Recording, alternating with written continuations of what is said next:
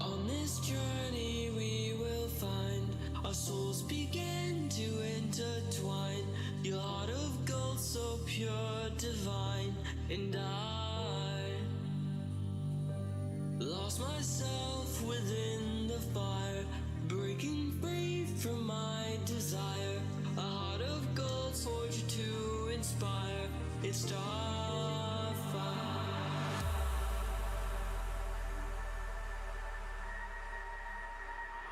It's Starfire.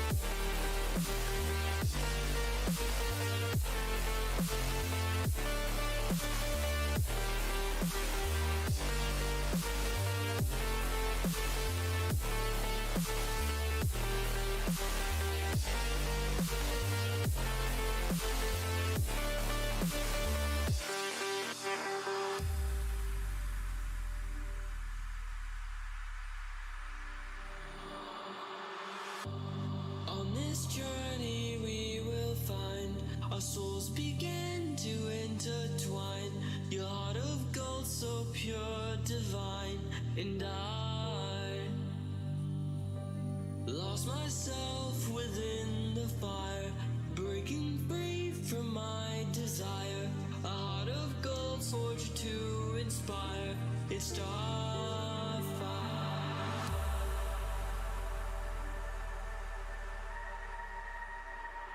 It's Starfire.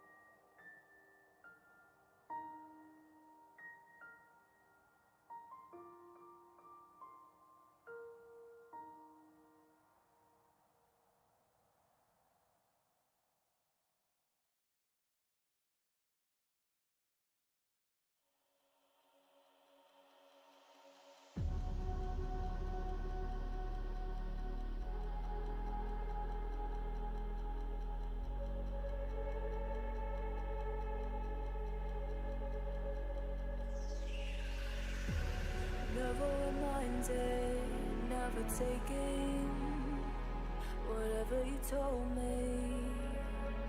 I know what I could be. Making emotions. Let's go, everybody. We're live. This is what you made me. Let's go.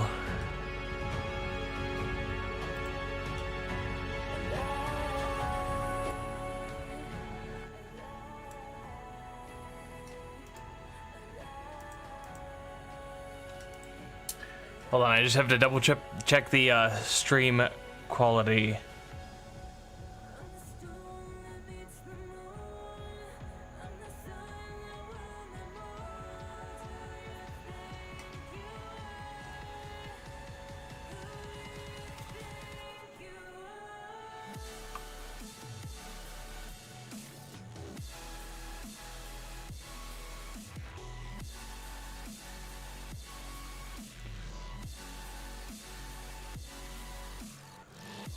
Why does the light look so off?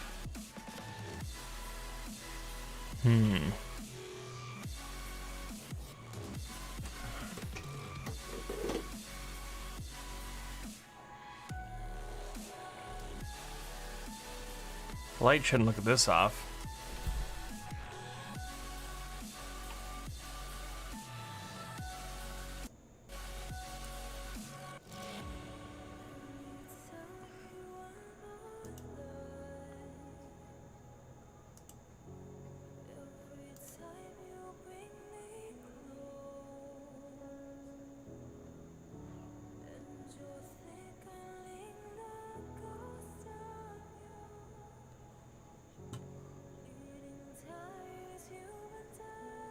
Okay. I think it's mostly good now. Hopefully. Hopefully. Alright. Okay, so how's everybody doing? I'm feeling good today. So Tuesday this week, feeling good. Monday was the start back up with the goals. So I've got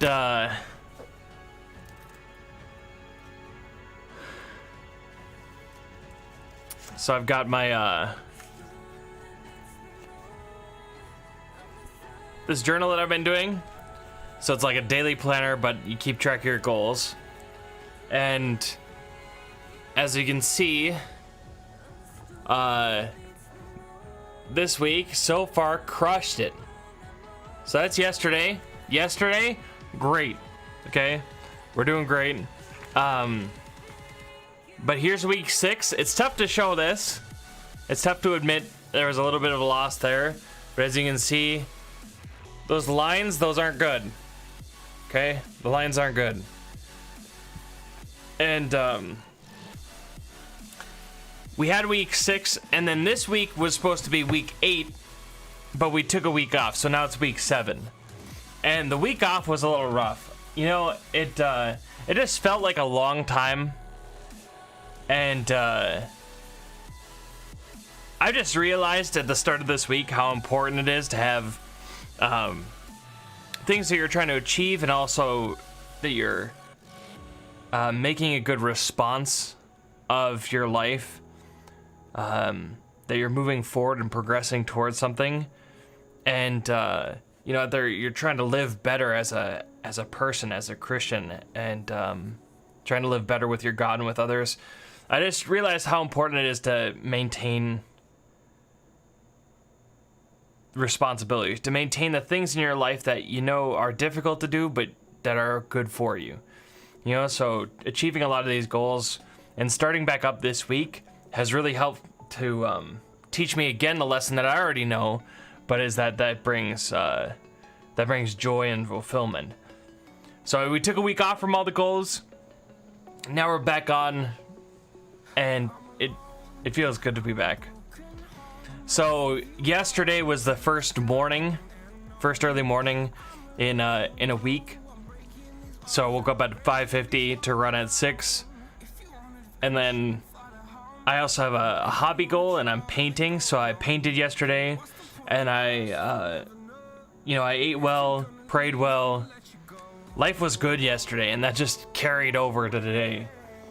And so now today, I'm kind of living off that momentum and continuing to push forward and achieve these goals. Today, we ran at 7, and also did some painting, and I'm prepping dinner for tonight. That's not attached to the goals, but I'm just, we have dinner 3 nights out of the week with the priests and seminarians. And so I decided to cook for this one. And we'll see how it goes, because I'm testing out some recipes. So we'll see how this thing goes. I have something that I want to do. Here, I'll show you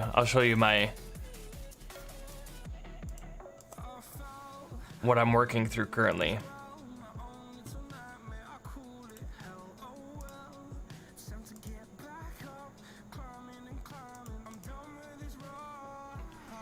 Why can't you open the book?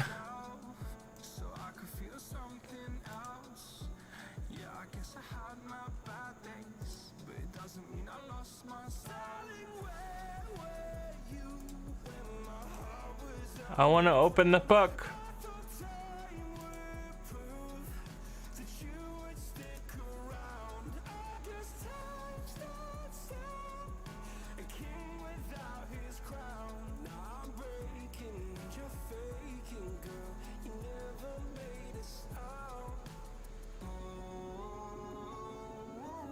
So I'm trying to show you guys this book, and I can't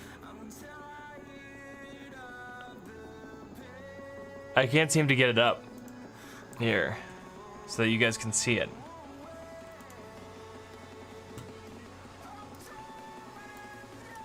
Here, I'll just have to look at it. I'll just show you guys the cover. It's weird because I was just looking at this on the computer today.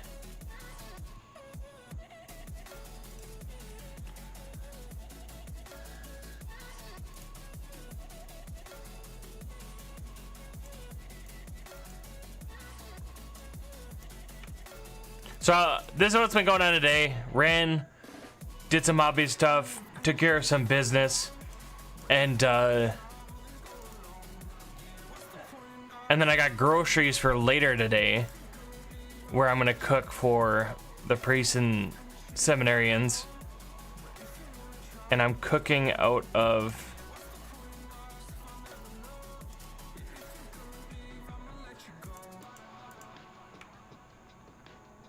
okay, I'm just trying to get a good image here. Okay, this is good enough. So I'm cooking out of this book. It's called Feast by Firelight, because one of the things that I really like to do is I like to go camping. And I've already mentioned this on this channel, but typically I go out west with a couple buddies of mine. And when we cook out camping, it's always kind of, I don't know. It's just hit or miss. And I feel like we throw stuff on the grill, and sometimes we don't know what's done, you know, and we're not sure how to, you know, at least I'm not as comfortable as I'd like to be cooking outside and cooking on like a camp stove. So I was like, well, I want to get better at this. So why don't I pick a cookbook, a camping cookbook, and I cook through it, learn some things, learn about how to pack, learn some different recipes, so I have a little bit more tools in my tool belt for cooking outdoors. So I was like, okay, well, why don't I just cook through this cookbook? And yesterday, no, it wasn't yesterday, it was Sunday, I made my first meal out of here.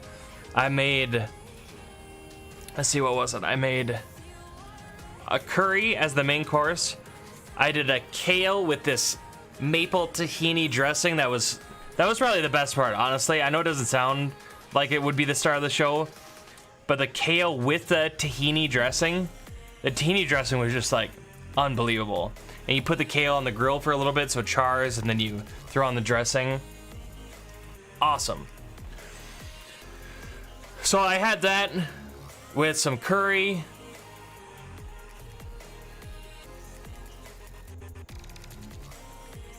I'm just checking to see if the stream was buffering. I'm checking to see how bad it is.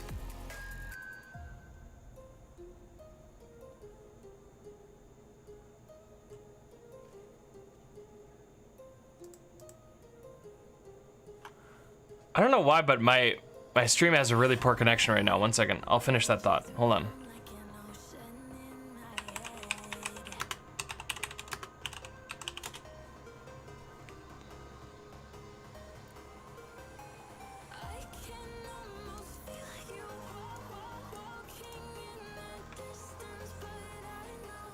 Okay, so internet's just fine.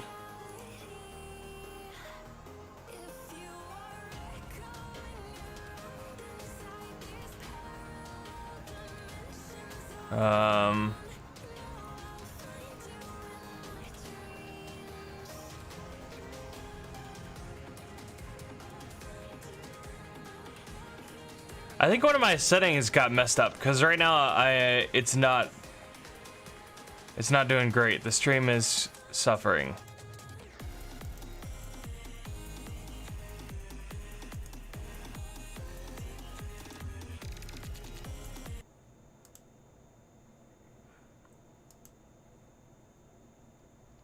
Just trying to figure out what's causing the stream to be not going so well.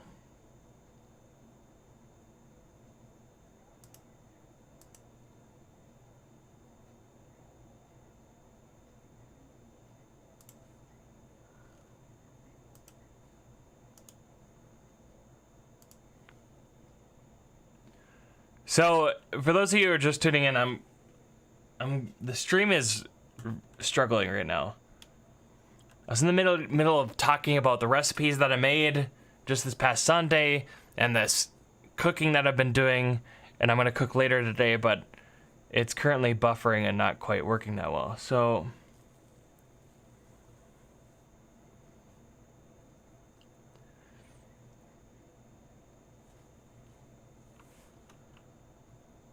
I may have to end the stream and then restart to fix a setting.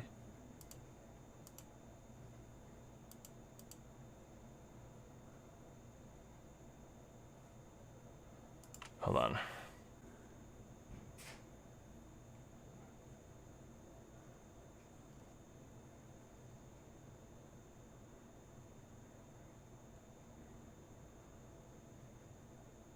Okay. Back up. I switched to setting. It looks like we're getting excellent connection. Let's just see if it maintains.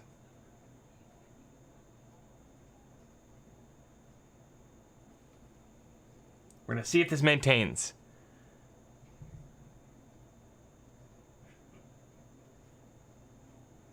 Yeah, okay. So we're back up. It's still excellent. Hopefully we're good now.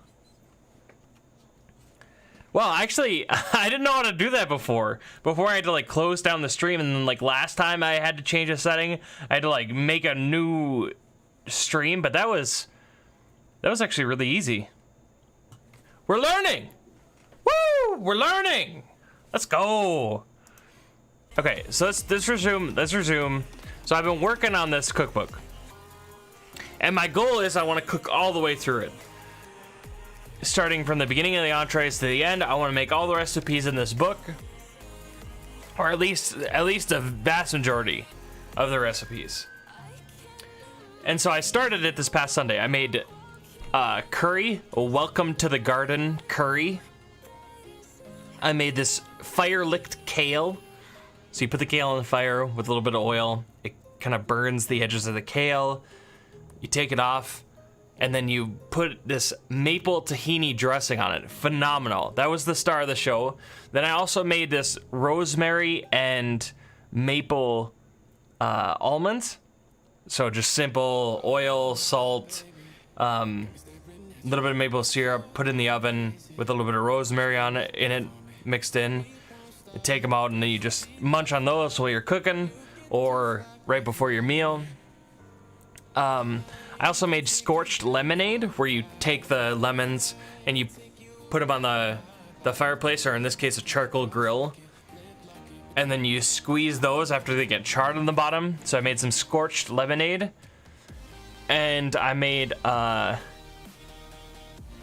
this pudding, which I thought was a great idea for when you're camping outdoors. So what the pudding is it's heavy whipping cream and vanilla, maple syrup, bourbon, and you put like a pebble or a rock.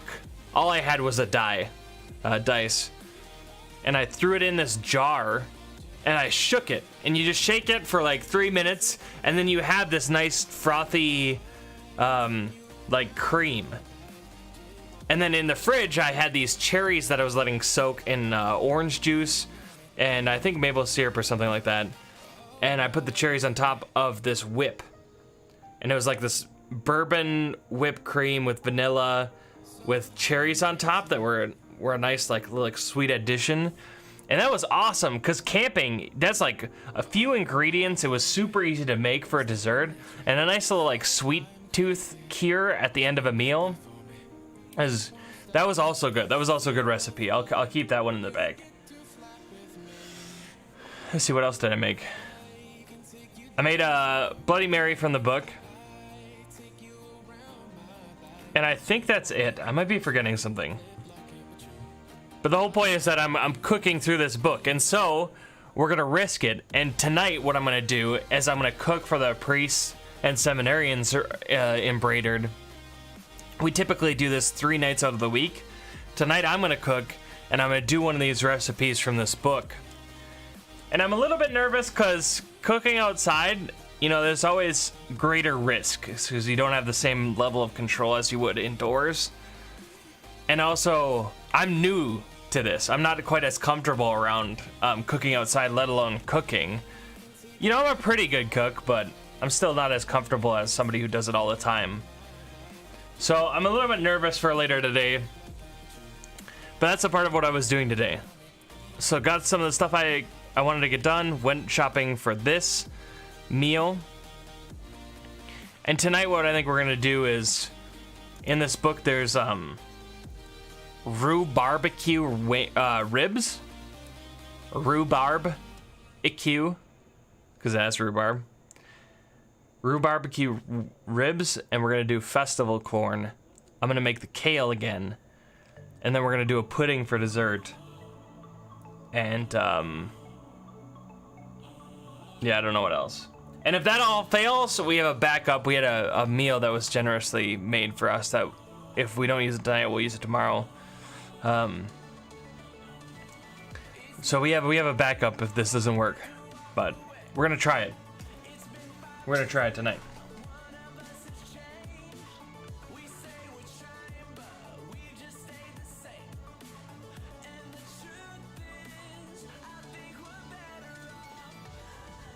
So I wanted to look up this topic again. I looked it up last night, but it's interesting. So I find myself oftentimes in a hobby, like most people. What happens to me is I'll start doing the hobby. And eventually, so in this case, I'm painting these little guys.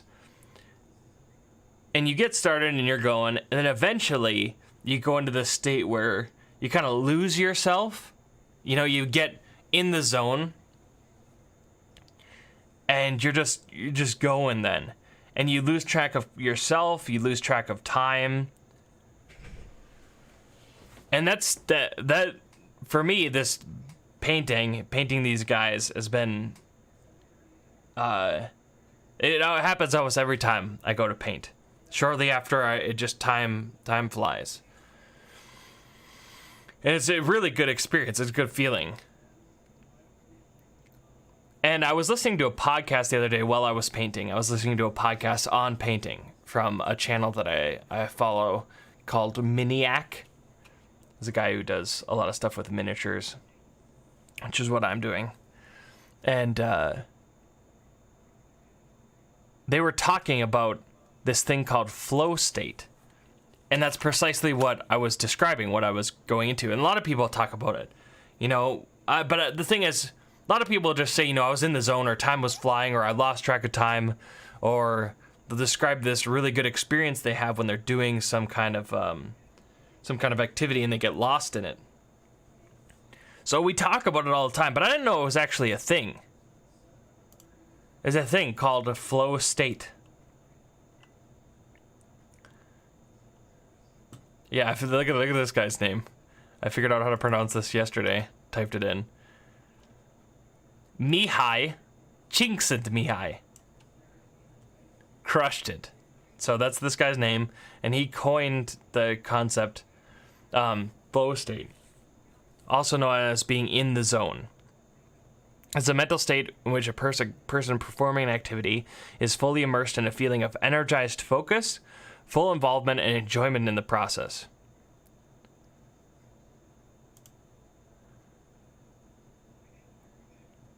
So, in essence, flow is characterized by complete absorption in what one does and resulting in a transformation in one's sense of time.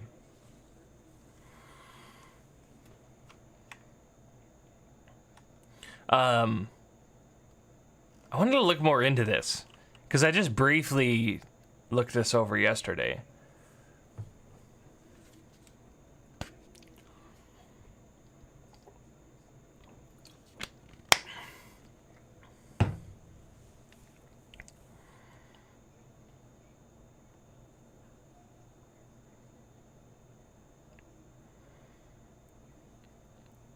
So the components that he talks about are intense focus and intense and focused concentration on the present moment, the merging of action and awareness.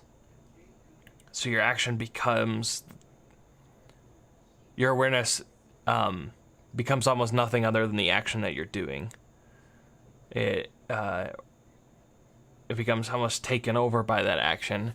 There's a loss of reflective self-consciousness, so you're going to lose yourself as you're doing it, which is a phrase that I already used in just trying to describe this.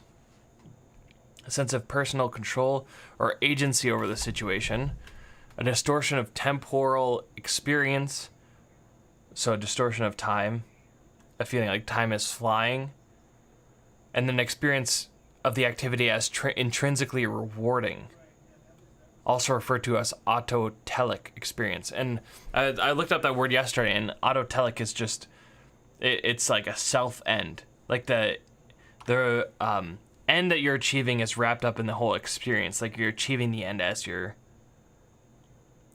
by doing the very thing, as far as what I understood of its meaning.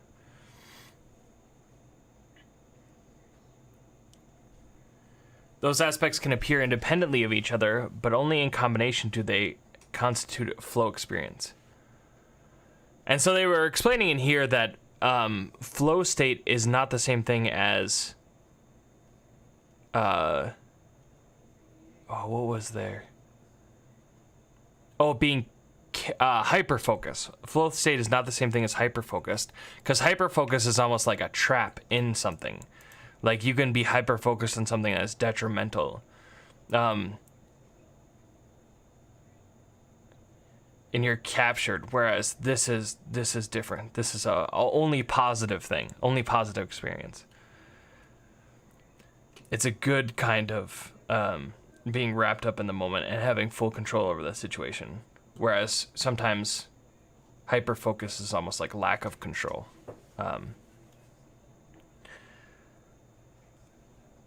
But yeah, it was, I heard about this the other day from a podcast that I listened to, and I didn't know that this was actually a thing. Like it has a term, and it has a whole study behind it in positive psychology.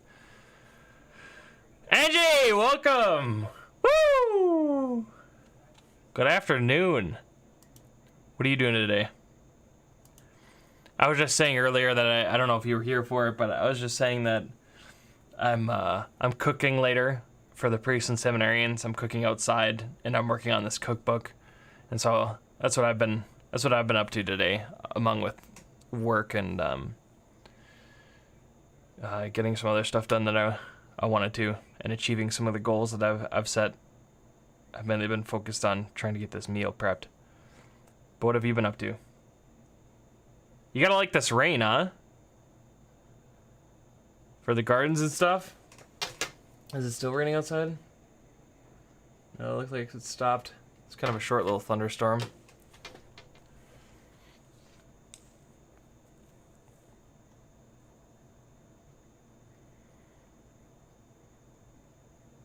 Okay, so I want to look at the history of this. I want to go a little bit deeper into flow state, because I find it fascinating that it's a thing. So this guy, Mihai Csikszentmihalyi, and others began researching flow after Csikszentmihalyi became fascinated by artists who would essentially get lost in their work. Artists, especially painters, that's interesting. Because I feel like painting for me is, it has almost the most immediate effect. Like it's almost instantaneous into flow state. And I don't know why, maybe they'll explain why that is, but maybe it's something to do with like the level of result as you're going through and the fact that you're working with color. I don't know. I don't know why painting is especially it. But they got so immersed in their work that they would disregard their need for food, water, and even sleep. The theory of flow came about when Csikszentmihalyi tried to understand the phenomenon experienced by these artists. Flow research became prevalent in the 1980s and 90s, with Csikszentmihalyi and his colleagues in Italy still at the forefront. Researchers interested in optimal experiences and emphasizing positive experiences, especially in places such as schools and the business world, also began studying the theory of flow at this time. Cognitive science of flow has been studied under the rubric of effortless attention.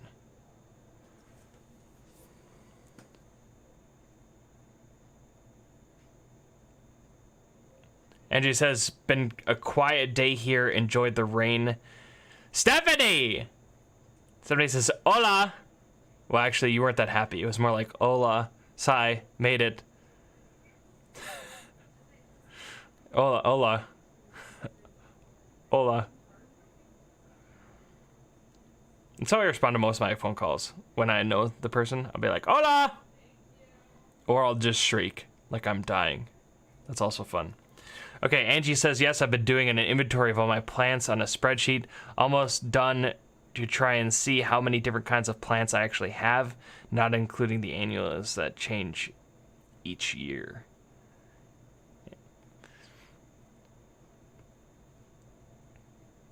Great. Well, welcome. Welcome, everybody. Okay, so what I'm doing now is I want to look a little bit more into this thing called flow state.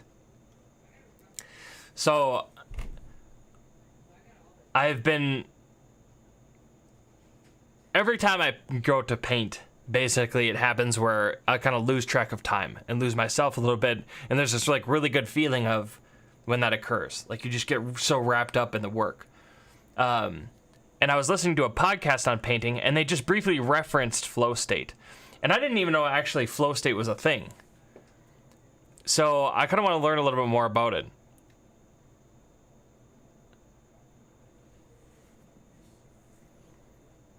Why does it look so... Hold on, I'm fixing my lighting because my face in Streamlabs looks just like I'm Moses coming down from the mountain.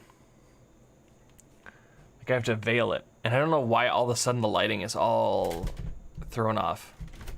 But it's kind of driving me nuts just a little bit. Maybe I could just turn down the brightness of my screen. That'll help.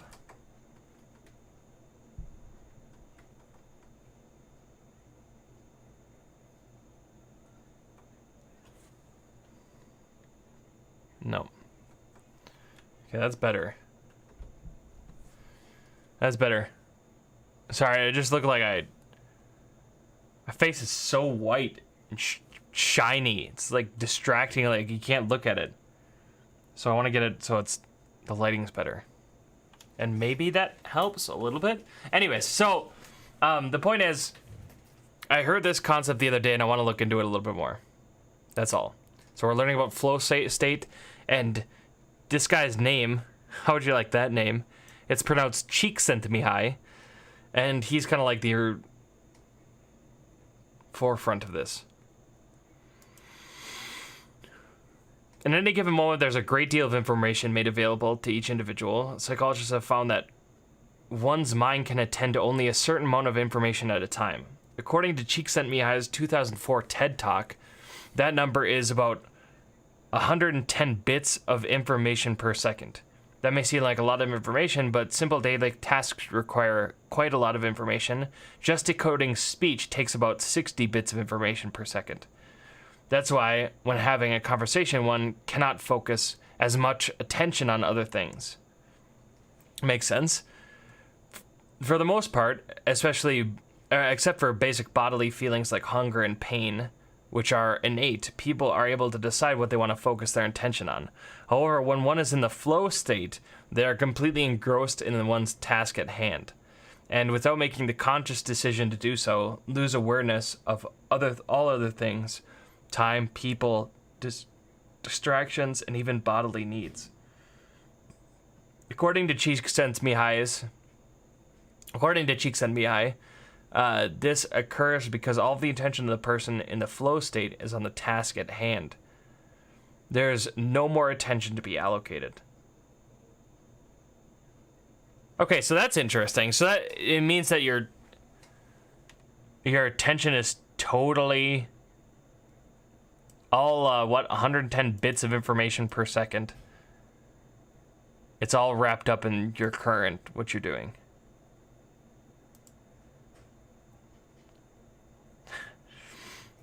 Stephanie says, also I pronounce it hola. Wait, that's not right.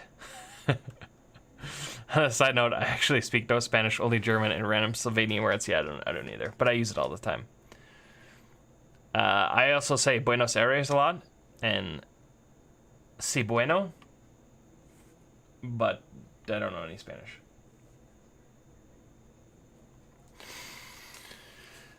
Okay, so let's continue. The flow state has been described by Csikszentmihalyi as the optimal experience, in that one gets to a high level of gratification from the experience. Achieving this experience is considered to be personal and depends upon the ability of the individual. One's capacity and desire to overcome challenges in order to achieve their ultimate goals not only leads to optimal experience, but also a sense of life satisfaction overall. And this comes from being this flow state, being totally wrapped up in the thing that you're doing, which happens frequently to artists. And especially, he said painters? Especially painters. So I don't know what... It'd be interesting to see why that is the case. Measurement. There are 3 common ways to measure flow experiences: the flow questionnaire, the experience sampling method, and the standardized scales of componential approach. The flow questionnaire, the FQ, that's what the cool people call it. If you're cool, you're called the FQ.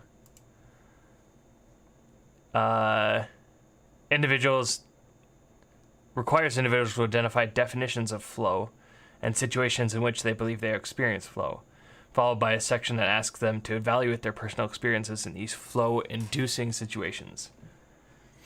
Okay, so those are three different ways in which you measure it. Conditions. Let's read about conditions. Conditions that are required to go into flow state, I'm guessing. A flow state can be entered while performing any activity, although it is most likely to occur when one is wholeheartedly performing a task or activity for intrinsic purposes.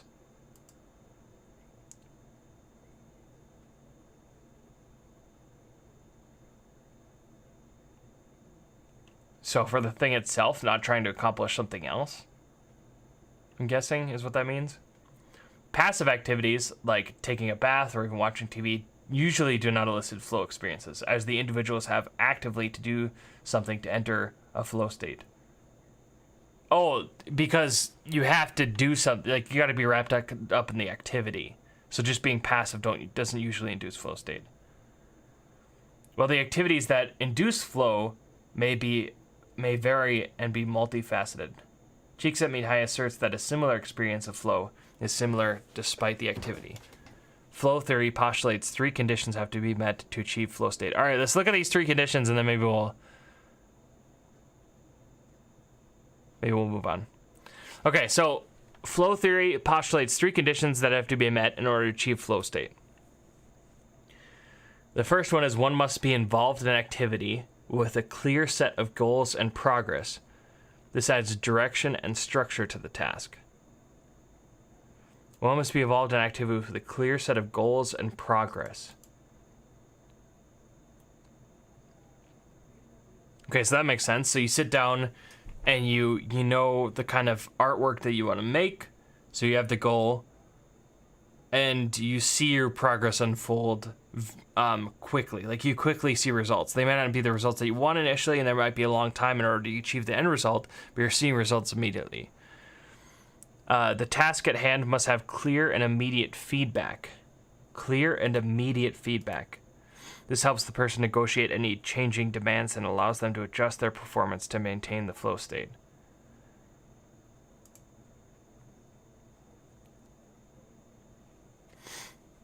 Maybe that's a part of what makes painting specifically effective, because your feedback is instantaneous, and you know then what you're supposed to do if it's not turning out right. And then you go, like, you're constantly focused on the feedback that's coming to you instantaneously as you're putting, like, pen to paper or brush to canvas or whatever it might be. One must have a good balance between perceived challenges of the task at hand and their own perceived skills.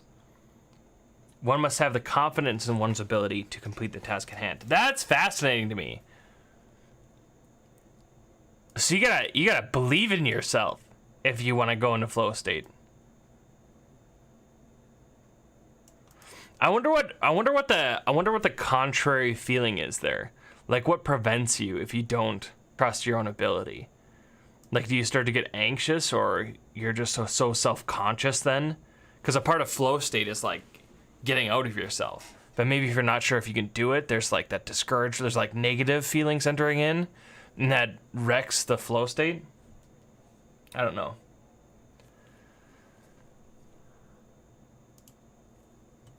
However, it was argued that the antecedent factors of flow are related, as perceived balance between challenges and skills requires that one know what they have to do, so clear goals, and how successful they are in doing immediate feedback.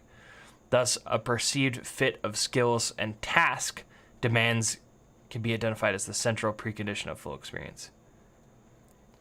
So thus, a perceived fit of skills and tasks. So once those align, once your skill meshes with the task you're doing and you can tell it's difficult, but you have the confidence that your ability can achieve it, is identified as the central precondition of flow experiences. What was this chart up here?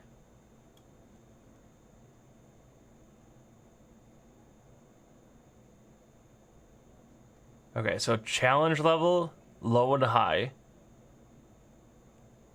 And then skill level, low and high. So you want to be high skill level, high challenge level. Which makes sense, because there are some times where you, like, as an artist, you might take on a project that you've done many times, or maybe it's just like frustratingly mundane. And then you start to get kind of into like boredom or apathy or relaxation. Oh, this is a fascinating chart.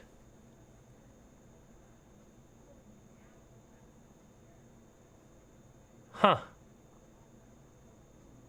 Cause yeah, like this is what I was talking about. Yeah, because if you have low skill level but the challenge level is high, then you start to enter anxiety or worry. And then if your skill level and challenge level is low, it's like, well, what's the point of doing this? Oh my goodness! Like you experience this whole spectrum. And then, like, if your skill level is medium and your challenge level is high, you're like interested, but you're not quite in flow state because you can't accomplish it. You know, you're flirting with anxiety. So it's like this maximum excitement and also control of the situation. Like, you can achieve the thing that that is so cool. Is anybody else fascinated by this? This is the coolest thing. Like, this explains so much when it comes to, like, hobbies or doing art. Like, haven't we all been, like, in this whole spectrum?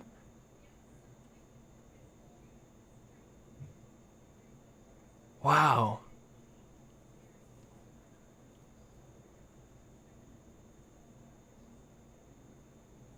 Man, that's cool. So, yeah, let me show you a picture of something that I did. Might take me a little bit to find it.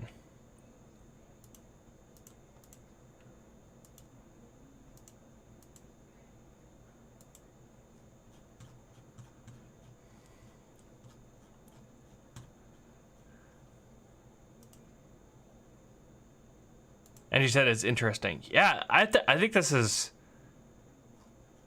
fascinating.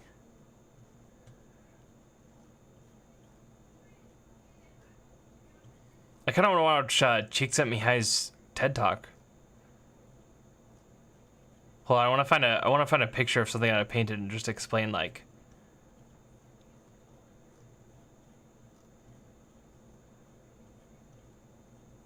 some of what I was experiencing.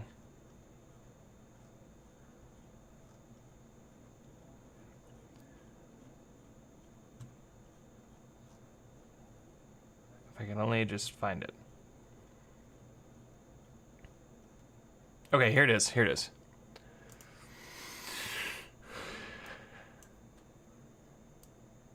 So I painted this guy, okay? So I know it, like, maybe the genre might not be interesting, but so I painted this guy, and I painted a lot of guys like this. Well, not a lot, but like you can see all the guys in the background. There was 10 of them, and at some point I was no longer in flow state. I was just like frustrated because you're just painting the same thing over and over again, and you just want to complete the task. Because the challenge level wasn't high. So I was like in this area. Like boredom mainly. Because I knew I could complete the task, but it just wasn't that challenging. And then I got to this guy, and I started painting the cloak and messing with light sources. So you can see like all this stuff is painted on. It's just a sheet of plastic. This shadow in here is painted, so it's just a darker red. And then I have highlights along the edges, like little orange highlights, and then I messed with texture and stuff. While I was doing the cloak, I was in flow state. I was just, the challenge was there, and the skill level was there. And same with the cloth up here. Actually, this whole guy, even the lightning effects on the sword, this whole guy was that. But it's interesting to note that not every time that I go to paint do I experience flow state. It's only when, like it says here, the challenge level's high, my skill level is also there to match it. I'll be somewhere within this range. But a lot of times it's just like here or even here. Like sometimes the challenge level isn't high, but my skill level is high enough where it's just nice and relaxing. It's not quite flow. Stephanie says, so where are you at with your homily rating? Listen, okay? I don't know why you gotta push me on to do work. I'm having fun here just talking about flow state. Alright? I know I gotta prep a homily. I know I gotta preach. Okay? But right now, we want to get distracted on flow state. Stephanie says, sounds like when it's time to put fringe on something I crochet. I loathe it. So you don't like that. Fringe it's too monotonous? You don't like it? Like, where are you at in this spectrum? Is it like difficulty is high in your skill? Or is it like skill is high, difficulty low?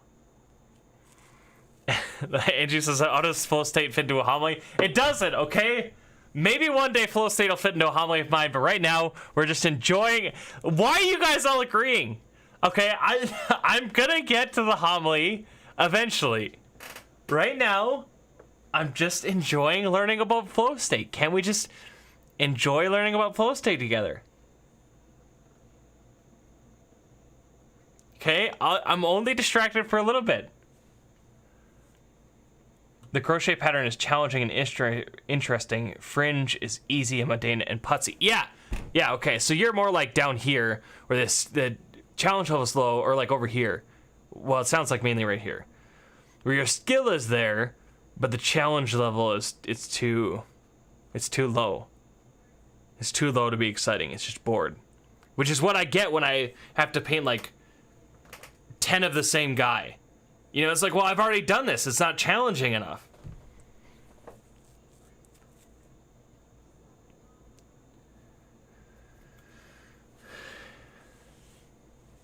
Okay, this is interesting, but I'm gonna stop there. I think this chart for me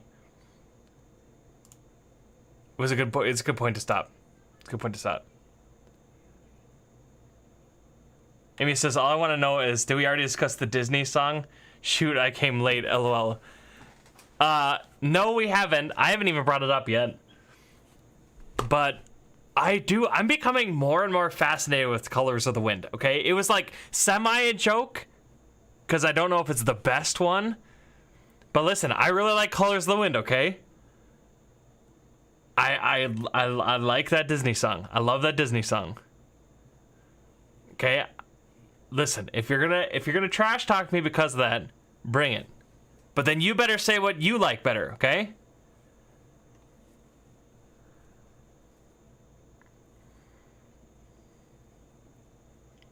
What do you think's the best Disney song? And don't say, do you want to build a snowman? Because as catchy as it is, it's not the best, all right? You know, I'll take, like, Mulan's Be a Man. Mulan's Disney, right? I always get confused, like, Pixar and Disney and everything, so... Hold on, we're gonna check. Yeah, Disney. Yep. And they're making the new one.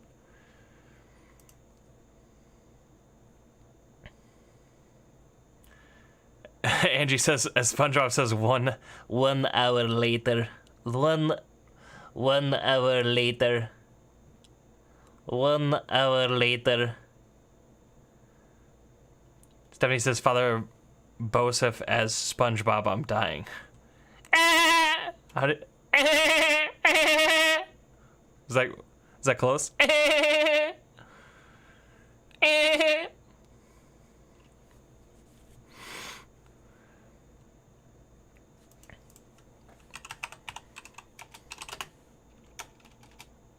I'm not gonna try it again. was that close? Amy says, "Oh, I have a video for you. I'll get you the link." Okay, you can send me the link. Angie says, "I was actually right recognizing this song first time ever." Mulan, Lion King, and The Little Mermaid have some pretty great soundtracks. True. I mean, you got the Hakuna Matata. You got that intro song, and that's got to be one of the best. You know? Svenja, words I don't know. That's a great one. And then Little Mermaid has the one about, like, the spoon and stuff. When, you know, she's going over all the... I forget what's happening there. But she's talking with the lobster. Crab. The lobster. I don't know, dude. But that song, that one's good. I don't remember that one. But Mulan's Be a Man was dope. Jim's favorite is Hakuna Matata. Yeah, see, that one's great. And that one's good, just like, you know, you love the song and you also love the atmosphere of the song.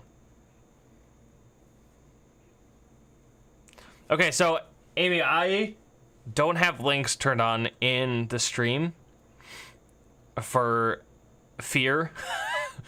And also, I can't, like, listen to music on the stream or else it'll get copyright struck. Not that, like, I care that much, but I also don't want to get, you know, the video taken off. So link it to me on Facebook and I'd be curious to see it if you didn't already. Maybe that's where you put it, but I'm just saying if you linked it in chat, I can't see it.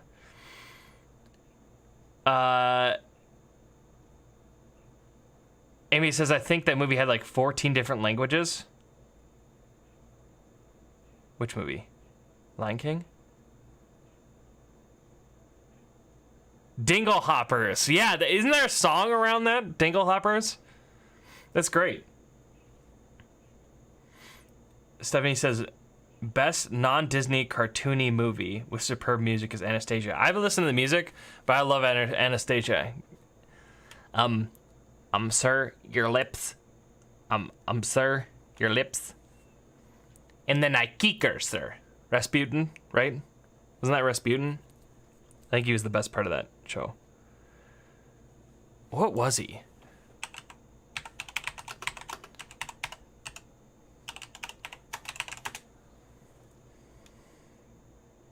Yeah, Lion King, okay. No, Rasputin wasn't the best one. Who was Rasputin's little, like, pet thing? And what was he? Oh, it was... Alright, here's the question, everybody. Here's the question.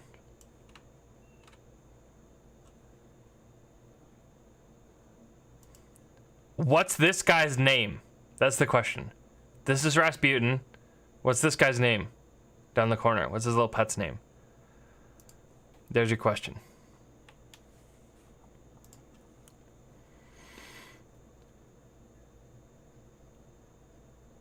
And I geeker, sir. And I geeker. By the way, okay, so I'm going to leave now because I have to use the restroom. But I want you guys to do two things. I want you guys to rate my SpongeBob laugh, 1 to 10. 1 to 10, what did you think of that SpongeBob laugh? And then 2, what's the name of Rasputin's little pet thing? Okay, that's all. I'll be back.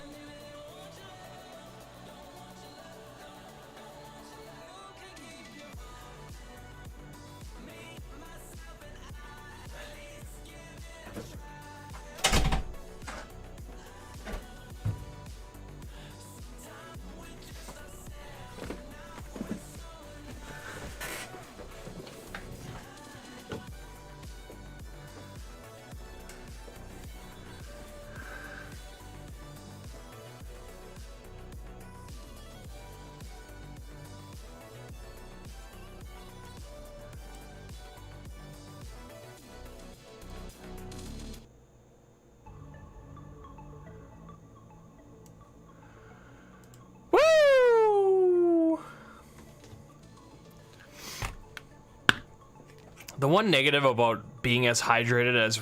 Because you gotta drink a lot of water to be properly hydrated. Like, I never realized before how much water you actually have to drink to be, like, as hydrated as you should be.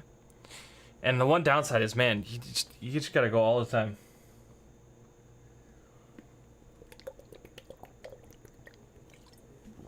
Okay, what do we got? So...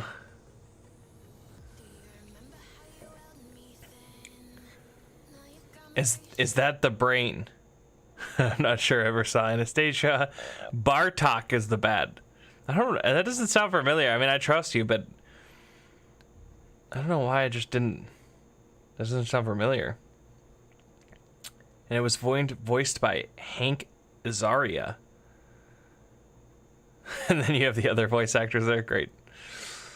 The SpongeBob the SpongeBob laugh at least an 8 or a 9. Thank you for not treading on my dreams.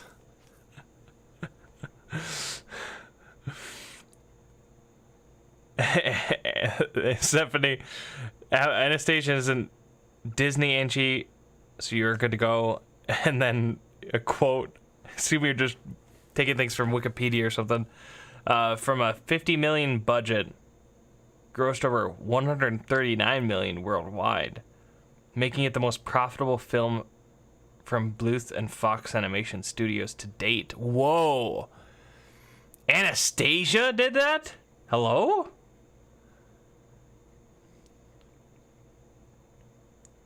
Okay, ignorance of all entertainment genre. SpongeBob Laugh was an 8. Thank you. Okay, thanks for not treading on my dreams, everybody. Thank you for the encouragement.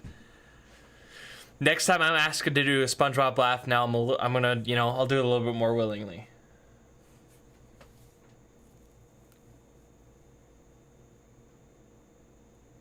Water, especially if you run, yeah. Yeah.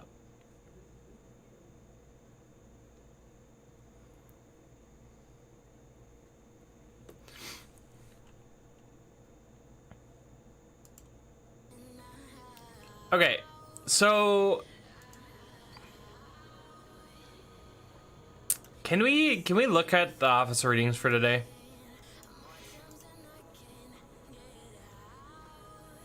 I'm worried that this might be a little bit too much, but I wanted to talk about this. So we're gonna attempt.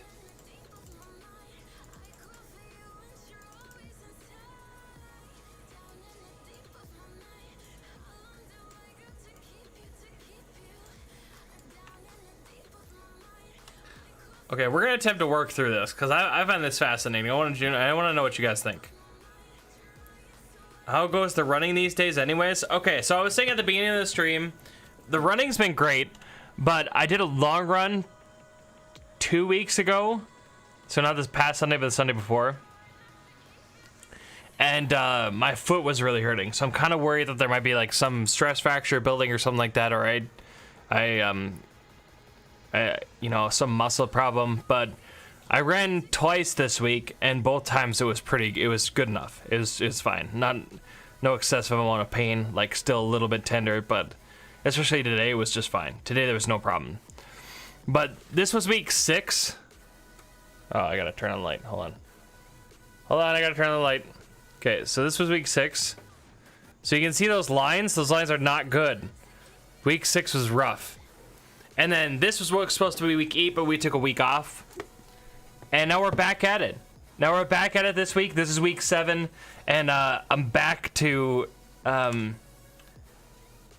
making progress towards the goals, which is great, and it feels good. So,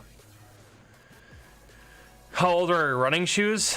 They aren't that old, but I did take them on a camping trip, and I'm wondering if, like, between that and maybe they weren't the best fit. I thought I got the same kind of ones that I got before, because I have had them fitted. But I used a different pair of running shoes now. I had a second pair, and that seems to be working better. So I'm hoping, like, between the change of shoes and everything, it's gonna go better. But okay, so I know this might be a little bit tough to get through, but I want to get through. I want to read this. I want to read this with you guys because I want to see what you guys think. Okay, so this was the office readings for today, and this is on false spiritual peace. Okay, from Saint Dorotheus Abbot. Saint Dorotheus.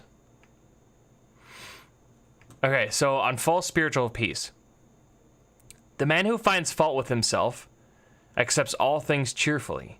Misfortune, loss, disgrace, dishonor, and every other kind of diversity. He believes that he is deserving of all these things, and nothing can disturb him.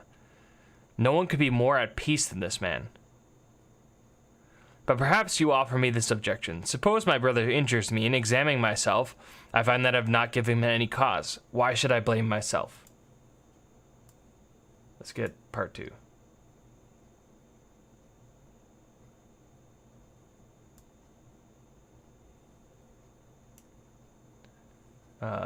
Maybe I shouldn't have. Oh, there's more here. Okay, so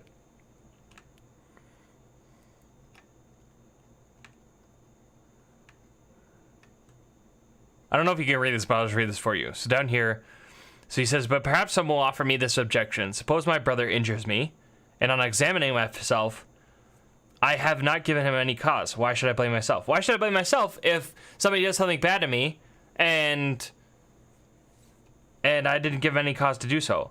Certainly, if someone examines himself carefully and with fear of God, he will never find himself completely innocent. He will see that he's given some provocation by an action, a word, or by his manner. If he does not find that he is not guilty in any of these ways, certainly he must have injured that brother somehow at some time, or perhaps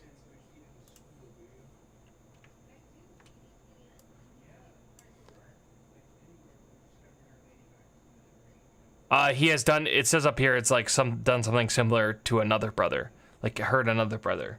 For this reason, he deserves to endure the injury because of many other sins he has committed on other occasions.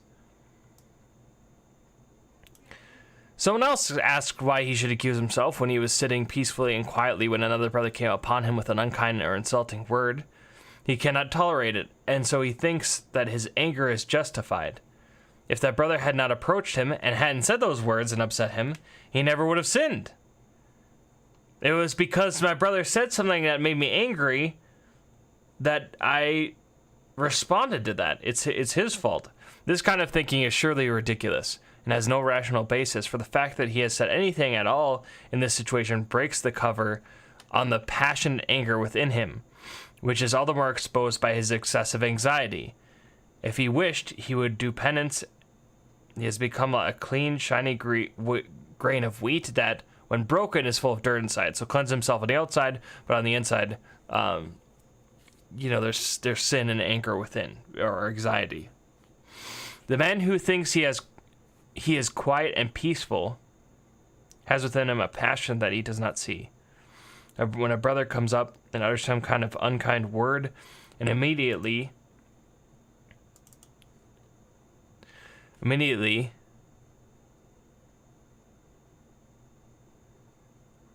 all the venom and mire lie hidden within him are spewed out. If he wishes mercy, he must do penance, purify himself, and strive to become perfect. He will see that he should have returned thanks to his brother instead of returning the injury, because his brother has proven to be an occasion of profit for him. It will not be long before he will no longer be bothered by these temptations. The more perfect he grows, the less these temptations will affect him. The more the soul advances, the stronger and more powerful it becomes in bearing the difficulties that it meets. Okay. So let me try and summarize this from what I understand.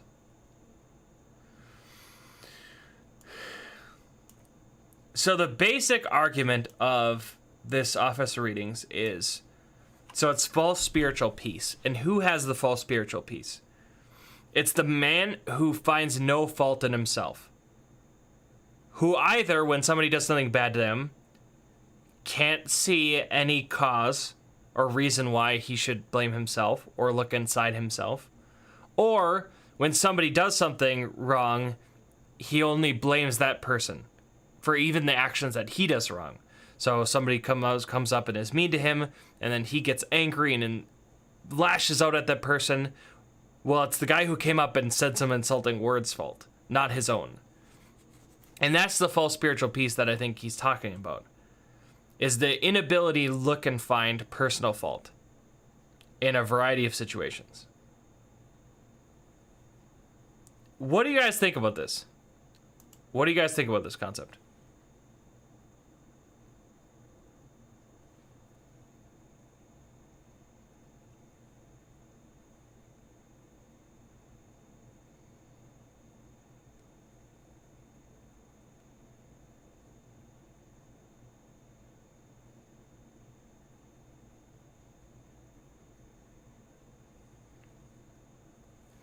Because, okay, so my thought is, I like this a lot. In fact, I think a part of the issue is that maybe it's not just Catholic, maybe it's all humanity.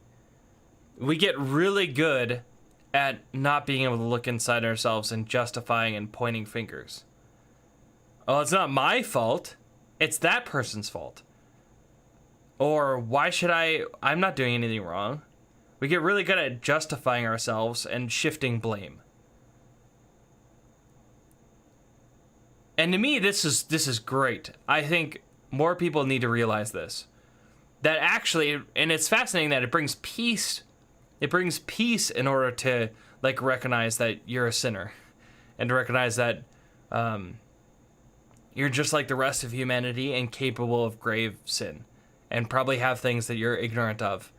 And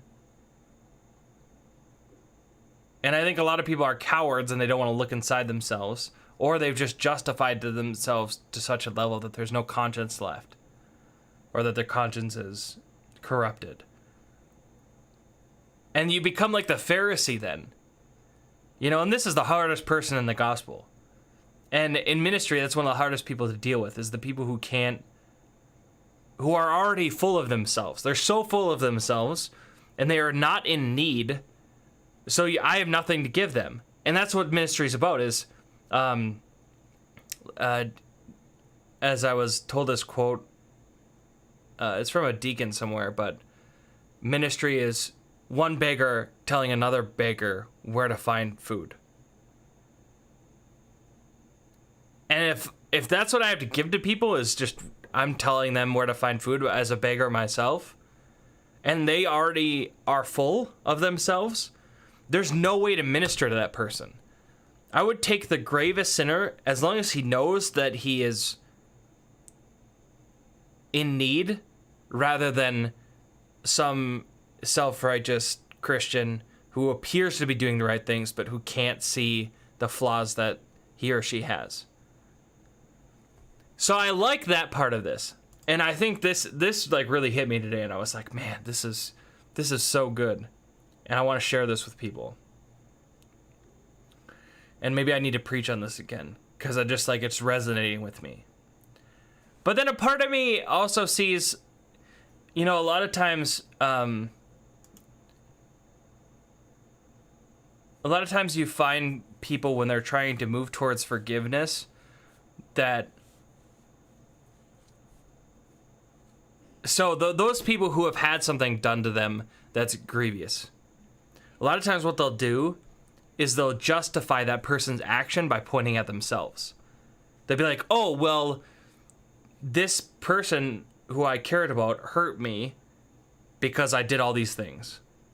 Or they'll at least try and justify that person's actions, which doesn't help for forgiveness, because in order to forgive somebody, you have to look at everything that they did in the face. Because forgiveness is seeing the wrong and then giving mercy, and then relieving the person of like the punishment they deserve, or giving forgiveness in the face of what it is that was done to you. And if you're justifying it, then you're not really forgiving the person, because you're not recognizing exactly what they did, and you can't face it. And that's a lot of times what we do. And so part of this is like, I think there's a balance here, because when you're moving towards forgiveness, I think it's okay for you to say, okay, I'm not going to try and justify it by looking at myself and my own wrong. And some people, that's how they cope with these things, is like they can only look at themselves and what they've done wrong.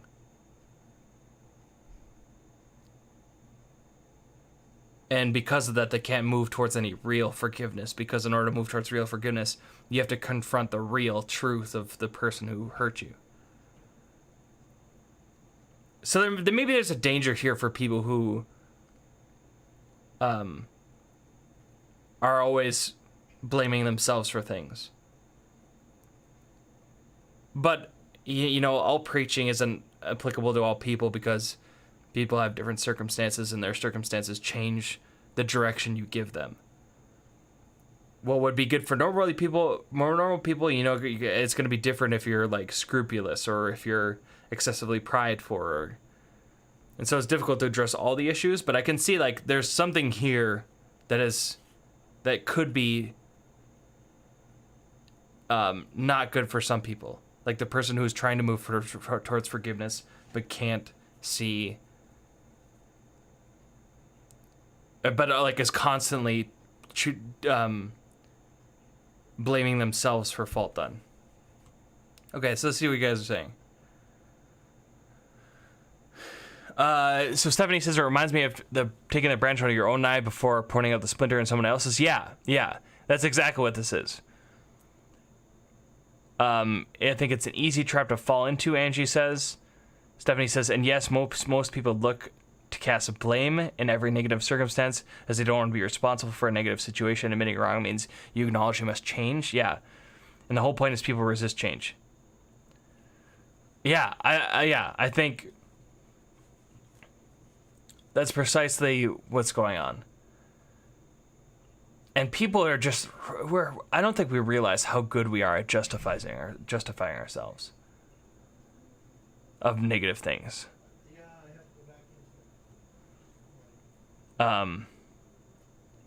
Stephanie says, oh, Father Mike Schmitz has a chapter in a book about forgiving others without justifying them. Oh, really? Yeah, I think it's such an important topic to talk about. And that's where I think this kind of gets into that field. But I think it's only for people who have a problem with always blaming themselves for things. And maybe have, like, really intense pain done to them. Like, traumatizing situations. Amy says, shoot, I miss so much. I guess I'm supposed to work. LOL, back now. Yeah, we're just talking about this this teaching of St. Dorotheus, which was the office readings for today, which talks about how to be the man who finds fault with ourselves, who's capable of finding fault with ourselves. Even if somebody does something to us and we're not responsible for it, or even if somebody does something to us and we lash out in apparent justice, like we're justified in our actions, to not simply blame them for everything, but to see like inside of us that we have faults, and to be able to see that brings peace. It brings peace to recognize our sinfulness. But then I was talking about the balance that's needed, because sometimes when you are moving towards forgiveness, you shouldn't justify their actions by blaming yourself. You should just stare what they did in the face, and that's how you move towards true forgiveness. And some people have a problem with that because they constantly are justifying the other person's actions, and so they can't really forgive because they can't really look at the reality that was done because they keep justifying it, they keep belittling it. Actually, that whole reaction that happens a lot of times, I don't know if you guys who have kids do this, but I've seen a bunch of families now where they'll make the kid go up and ask for forgiveness to like their brother or sister, to a friend, or to an adult even. And you can't just say, oh, it's not that big of a deal. You have to say, I forgive you. Like, you got to let the kid admit their fault and what they did. And even though it might have not been a big deal, you still forgive them for the action that occurred. And I think it's a good way of training this kind of forgiveness, so that you don't just belittle the thing that was done, or else you can't move towards forgiveness. If you're belittling it, you're not recognizing the thing that you're actually trying to forgive. Angie says, Amy, this is so much more fun than work. True. I found the book Beautiful Mercy, Experiencing God's Unconditional Love So We Can Share With Others. It's a dynamic Catholic book on the diocese gave out at a DRE event a few years ago. That book is a great read, different authors for each section, something for everyone. I'm not always a fan of DC books, the dynamic Catholic books, but this one had some great chapters. Oh, fascinating. Okay. I'm actually going to... Let's look that up right now. Let's see, what was it called?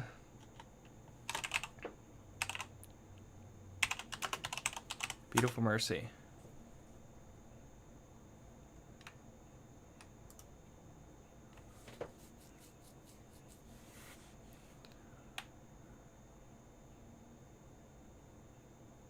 Somebody says, yes, you can't say it's okay or don't worry about it when someone apologizes. It wasn't okay, hence the apology. Yeah, exactly. And like, I don't think, even though it's uncomfortable to say, I forgive you, because then we're recognizing the reality. Maybe sometimes the reality isn't hitting us as much as the person feels like it is. We don't realize how important it is to hear that. Like, when I apologize to somebody and they say I forgive you, it's so much more it's so much more relieving, and so much more healing than just saying, it's okay. It's not that big of a deal. Don't worry about it. Like, to not dismiss that. Yeah, it's, and I've noticed a lot of families nowadays, I've seen that happen, where they're training their kids to not just look past the thing. Because we want to look the thing in the face and still be able to give forgiveness. And that's when the reality becomes powerful. But yeah, see, Stephanie, yeah, I totally agree with that. So this is the book.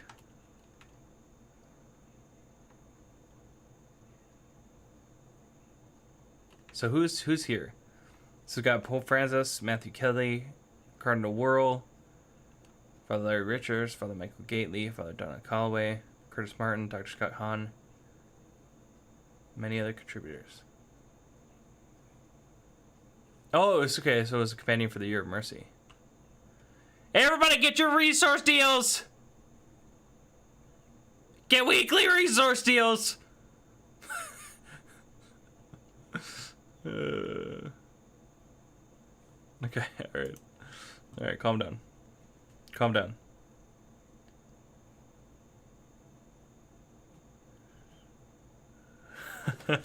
Chris says, "You know what's a reality? For every 10 likes we get on this live stream, Father Bo gets one partial indulgence." Oh yes, thank you, Chris.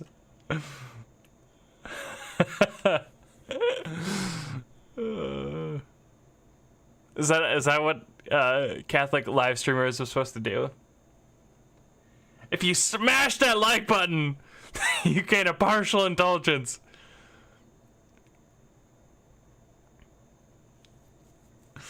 It's terrible. Okay, back to your serious conversations. Thank you, Chris. Thanks for the addition. As a parent, I have sometimes had to face the uncomfortableness of correcting an adult and say, "I think Mr. So-and-so forgives you, but it's not okay." When kids are apologizing, yeah. And like, I've had that same, maybe you've even told this to me, but I've had the same comment given to me by parents who do this to their kids. Because sometimes a kid will come up to me and say like, "Hey, I'm sorry for this." And I'll be like, "Oh, it's not a big deal." Because it's just like how I was trained.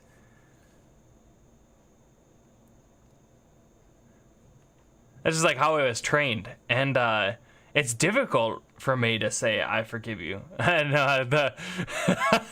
maybe I should, in certain contexts, not in confession, okay? It's not in, like, I'm a priest. I forgive people all the time, but there's some occasions where it's difficult for me to forgive people. Maybe a priest shouldn't say it's difficult for me to forgive people. Oh boy, but it's difficult for me to say that sometimes. I have problems.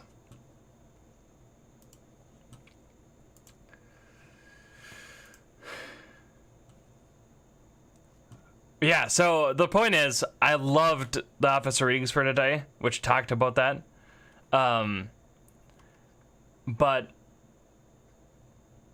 I do think there's something to say about too much blame on oneself, especially if you have a problem with it and you're moving towards mercy for somebody. That doesn't help in some serious cases. But I think it's a message that needs to get out there, that we need to be able to look at the problems in ourselves and not to point fingers all the time. And I love the connection that being able to look inside yourself and recognize in humility your own weakness and your own problems, that you're just another beggar.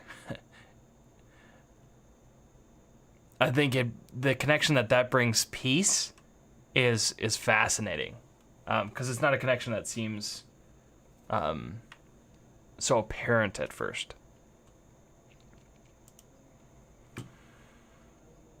Okay, so now here's the question. Okay, here's the question: do we prep a homily, or do we review the last homily that I haven't reviewed yet? That's the question. Do we prep a homily or review a homily? I'm not sure what I want to do.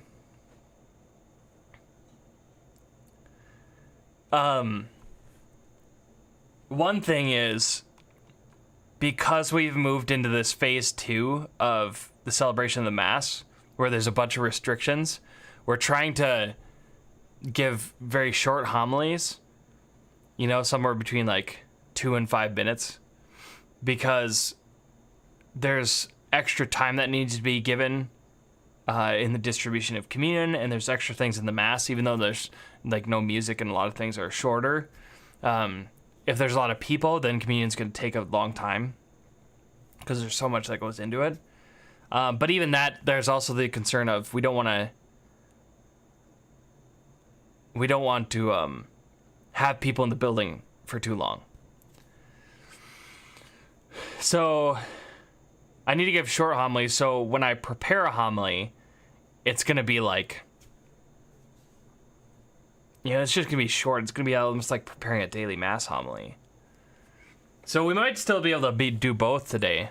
Okay, so Amy was the first one. She says review, so we'll review. And Chris says, "Oh my, that name."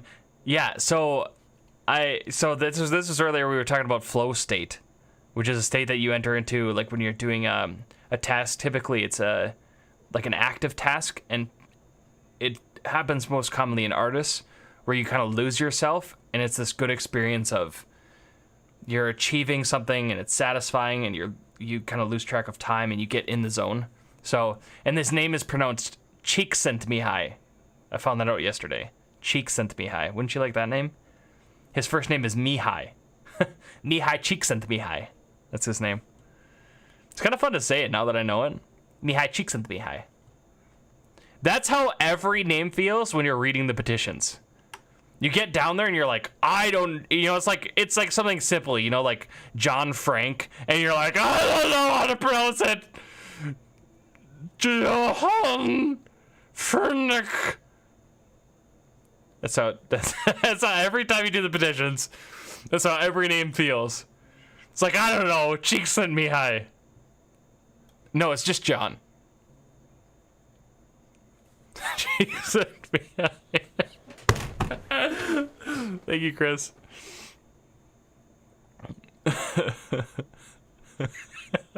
Yes, that's what it sounds like. Stephanie says, I haven't looked at the whole weekend readings, but I feel like you wrote a good homily in here already. Yeah, well, I wish I could preach on the office of readings. But that's true. We kind of have been doing that already. We've already been prepping a homily, so maybe we'll just review. Csikszentmihalyi.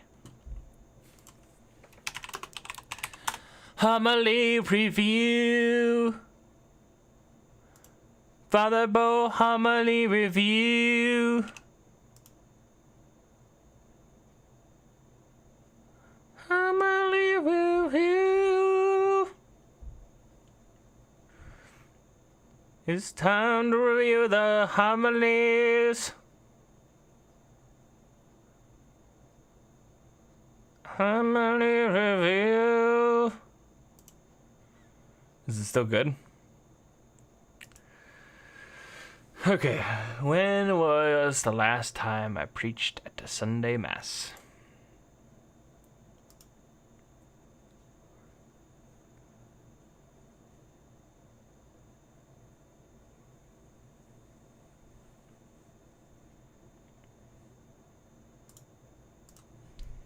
Okay, well, I'm looking for this. We're gonna watch my video. Ladies and So this is the project I was working on last week. This is why I was unavailable. Actually, I did this and then I just took some time, because this was rather exhausting. Hold on, let me pull this up over here, and then let me do this, and then let me do this. And you guys can watch this now. This beautiful production while I look at and try and find when I preached. gentlemen, on behalf of the pastor, your captain, and staff of the parish, welcome back to the public celebration of the Mass. Our first priority is the safety of our parishioners, so please give us your attention as we give this important safety message.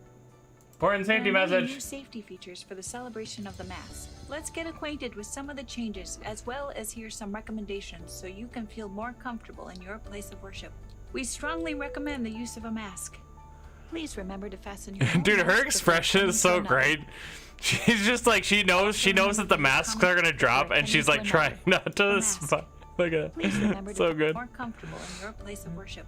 We strongly recommend the use of a mask. It's like, oh. Please remember to fasten your own mask before attending perfect. to another. One of my best Also, decisions was getting Miller, though, hygiene to do flight attendant. His If you're expressions are not great. feeling well, stay at home. If you're 65 or older, or One of the things you notice, like, I noticed this as I was editing. You can clearly see that's our cameraman. He's almost more prominent than Miller is in the picture. health medical conditions that put you at risk, we encourage you to stay home as well. As you move into the church, locate and follow the exit and entrance signs located on the main and side aisles. Following the safety protocols of the diocese, our space will be limited. Please do not sit in a marked off pew or remove the tape.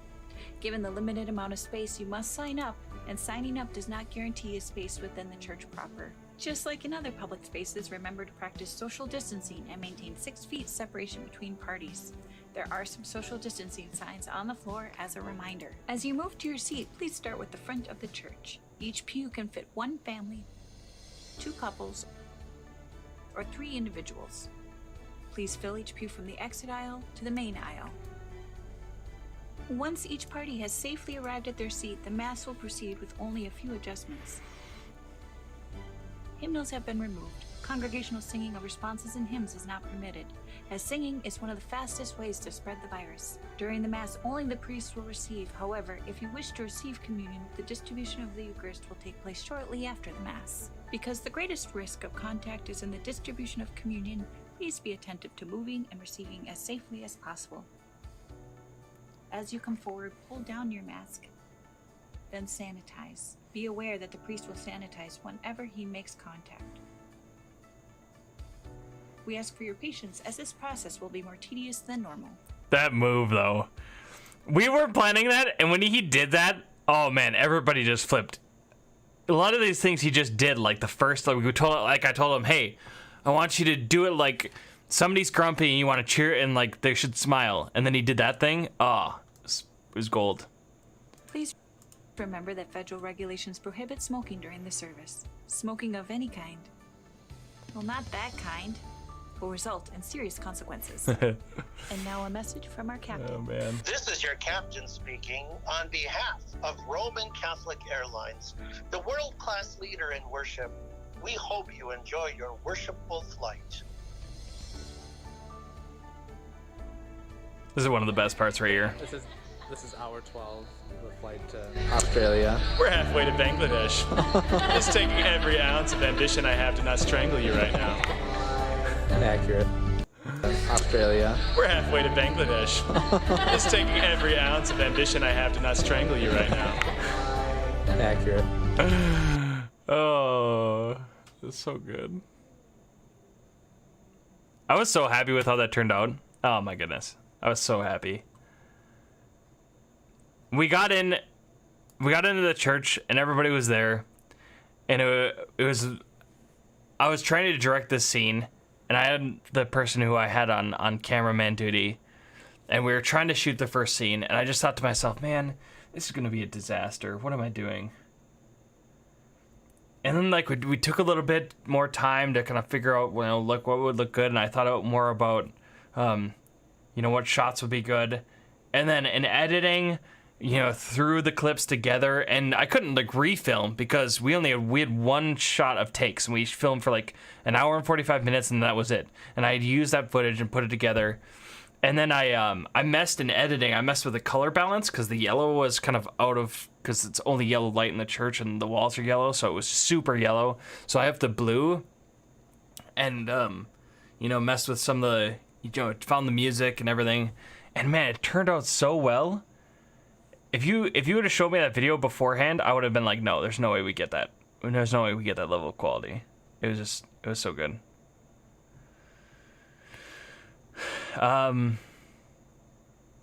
Stephanie says, I bet you could tie the forgiveness aspect into the reading somehow. Well, we might actually be prepping a homily.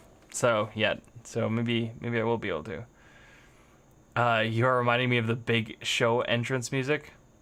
Honestly, I don't know what that is. I'm sorry. I mean, maybe I do, and I'm just not getting it. But Andrew says the video was very well done. Thanks. It was. I was so happy with it. I was so happy with the video, the way it turned out. You know, when we were looking at flow state earlier.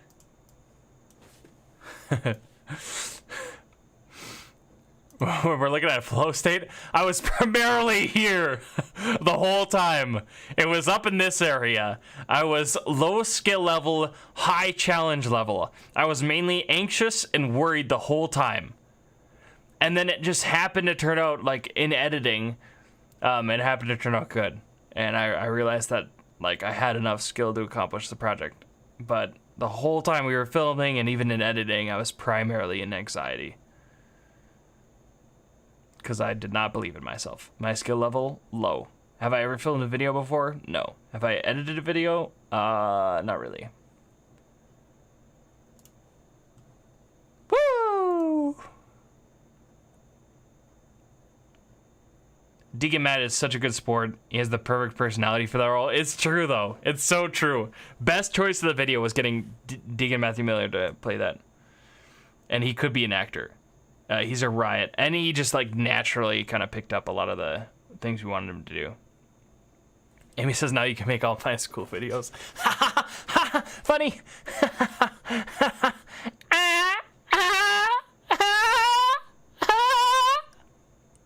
How was that as a SpongeBob laugh? Is that good? No. You know why? Because editing sucks. If we go back to the floor chart, it's primarily boredom. It's like most people could edit, but it just takes a crap ton of time. And the skill curve to make like really good stuff is it's draining.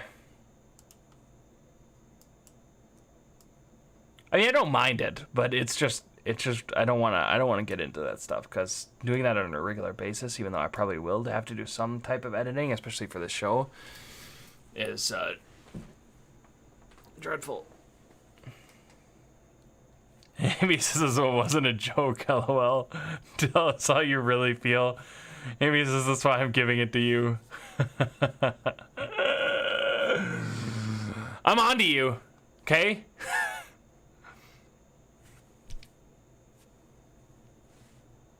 It was so good.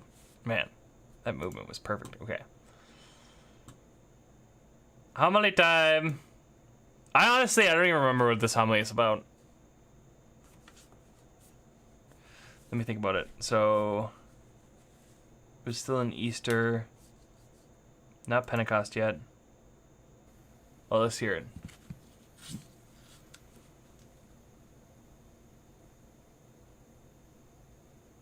There's a feeling that sets in. Oh my goodness! I preached for her. Starts right here. Pressure building in your shoulders. Hold on. I gotta see how long I preached. Oh, I guess it was 9 minutes. It was less than 9 minutes. Nah. No, it was about 9 minutes. No, it was 10 minutes. Just under 10 minutes. It's close to 9 minutes. That's not the worst. That's not the worst. I think the one we listened to previously was like, what was it, 12 or something like that? Anyways, you were saying there's a feeling in your shoulders? Starts right here. Yep. It's right here. Pressure building in your shoulders. It builds. Like you're carrying a heavy weight. And maybe it's not debilitating at first, but you move around through life with it, and the feeling starts to move into your gut. You almost feel sick. Yeah, you want a fetal position. You want to get in the fetal position anymore.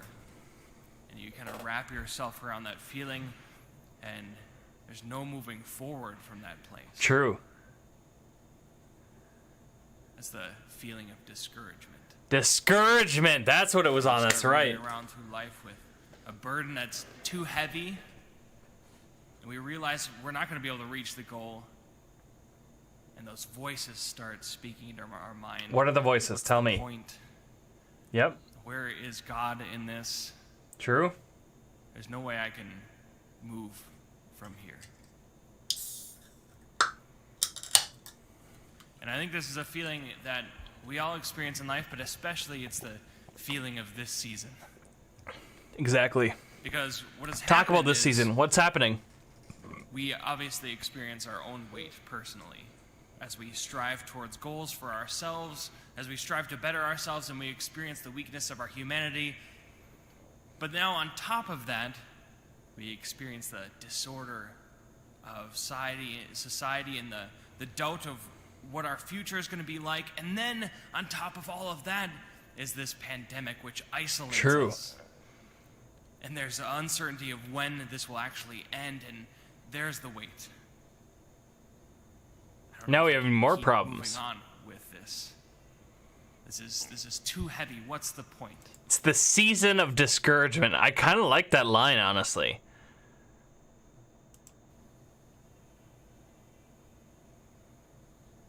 That's discouragement, and I've heard it and seen it in many faithful, and also seen it in myself. True. There was a story that was told to me. It's an old story, and it has many variations, but the story basically goes like this. There was a priest who had a dream, and in the dream, Satan took him out by the shed behind the parish and opened the shed, and in the shed was all the tools that he uses to corrupt souls. And there were some flashy and sharp and deadly tools there. You know what I do a lot, but I don't know why. But like when I'm trying to like find a word, I'll like make this motion, like I'll have my hands out like this, but then I'll make like this motion. I don't know why, but like you see it. It's an old story, and it has many variations to corrupt souls. Look at that. There was a story that was told to me. I don't know why. It's I don't an know if old it's just story, like and it gives has more many action than just having your variations. hands The story out. basically goes like this. There was a priest who had a dream. And in the dream, Satan took him out by the shed behind the parish. On Divine Mercy Sunday, you call it the season of things taken for granted. It's both, all right? It could be this. It could be a multiple season of thing. Did I really? That's great. It's true, though. It's true. The season of things taken for granted. And opened the shed, and in the shed was all the tools that he uses to corrupt See, I'm doing like that. And there were some flashy and sharp and deadly tools there. There was pride, there was lust, there was anger, there was jealousy. Sorry, you couldn't actually see it. All the you could tools just see me. that Satan likes to use. The stream But is off in perfect. the corner on a stand. Yeah, what was off in the corner on the stand? little Tell us. Wooden box. So Satan's in there showing all of his tools, Satan and says, "What's that?" he shows the priest this wooden box. What's in And it? Satan says, "Oh, you see, that is my most prized tool. You see, because if I can get a soul to accept that, then I can get a soul to do anything." And so the priest goes forward and takes the little wooden box and opens it, and inside is discouragement. We all know that feeling too. Once we've given in to that gut-wrenching feeling of despair, and we feel like we can't move on anymore, then there's nothing preventing us from saying no. And there's also nothing moving us forward. Then Satan can get us to do anything.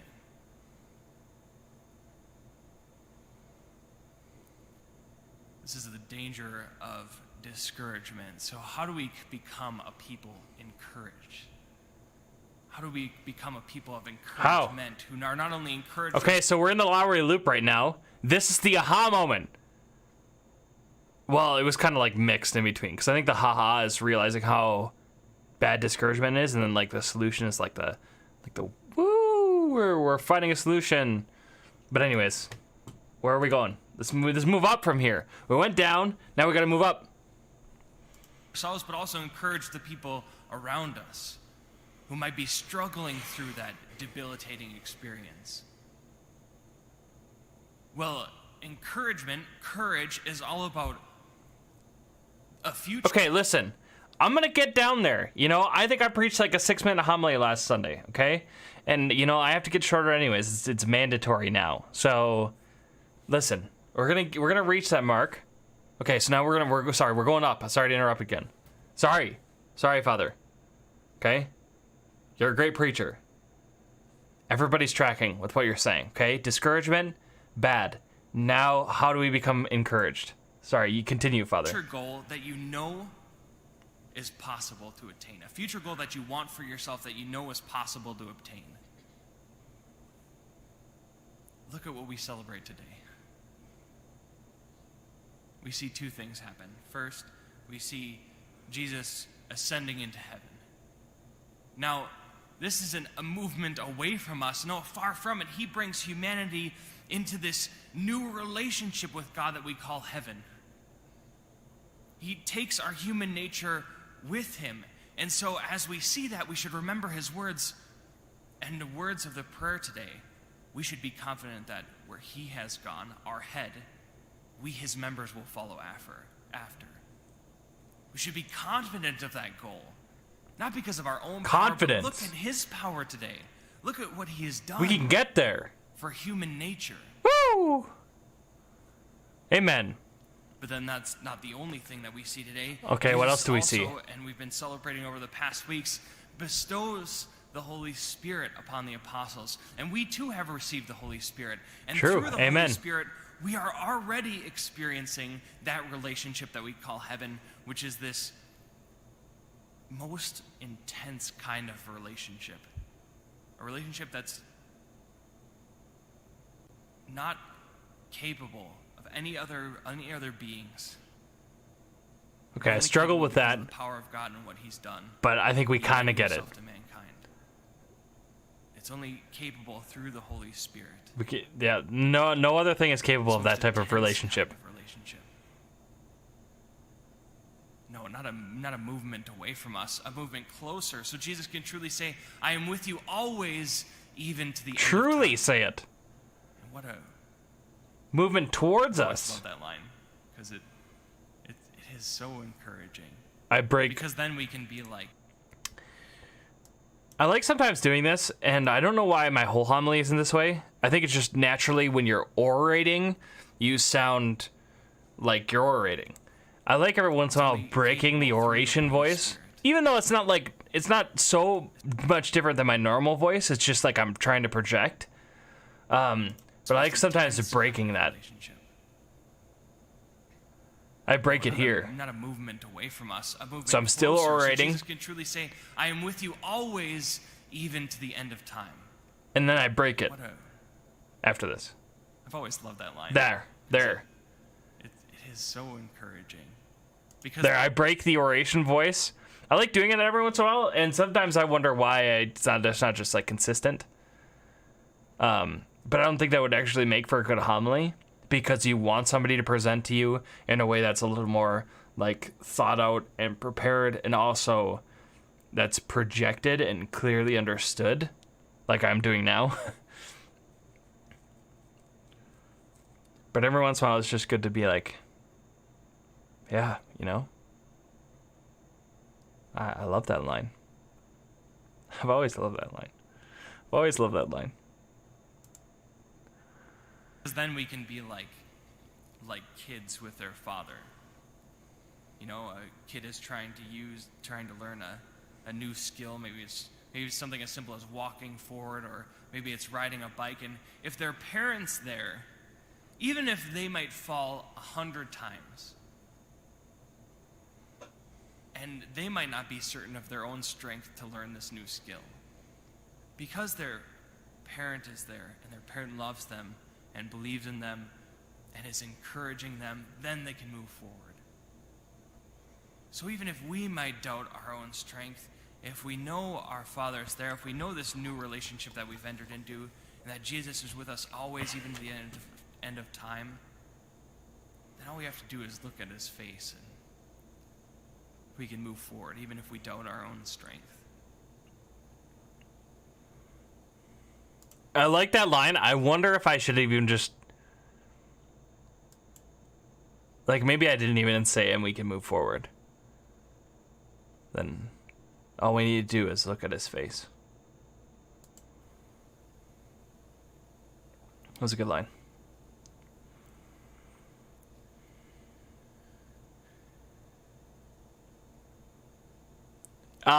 Clearly forgot People where I was going. encouragement. And so, how do we live this practically? What does this mean? Well, I still didn't know when I started speaking, but I kind of had an idea that it might come to me soon. And so I was just trying to jog my memory with the first thing that was coming to my mind. And then it happened to work. I happened to remember the next thing I was saying. to be people of encouragement. And so, how do we live this practically? What does this mean? Well, in difficult times, we need more prayer and not less.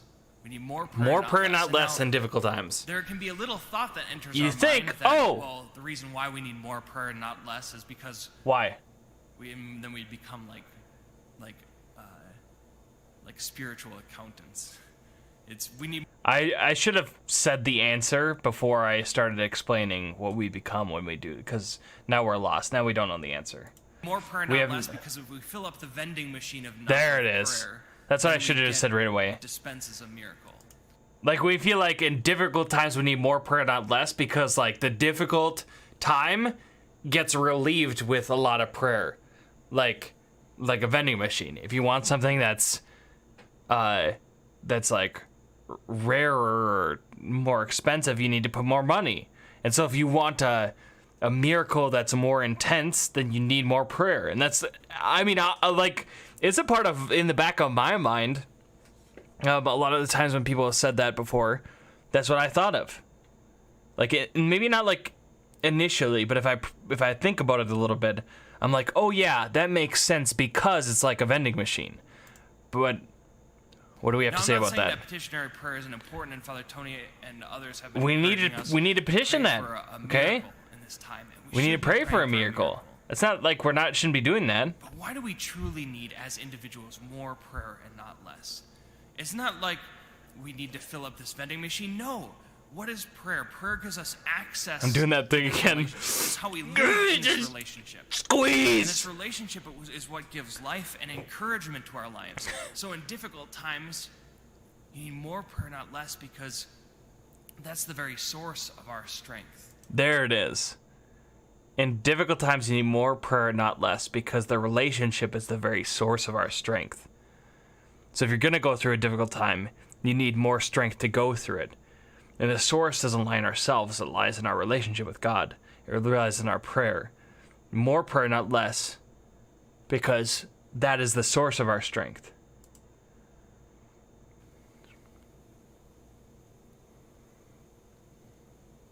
Not because it's like a vending This is machine. a difficult Although time petitionary when it's prayer is full of good. Uncertainties and fears, and maybe True. you felt a little bit of what Or a lot of it. I've described with discouragement. Maybe Or you a know lot that of it. feeling well. Maybe discouragement. Maybe you're experiencing it. On your shoulders, and then the Settles in. gut-wrenching experience of You're like, I don't know what to do. realizing you can't move forward, or how could you move forward after this? Curl Could up in you a keep ball. Moving forward. Remember the goal. We can be confident that where our head has gone, we, his members, will follow after. And remember who it is who calls us and whose power is active in our life, who has chosen us individuals. We have all been given the gift of the Holy Spirit. If we can remember that and live in that, in difficult times we need more prayer and not less, then maybe we can help to move beyond that spirit of discouragement and live as a people encouraged and as a people who encourage others.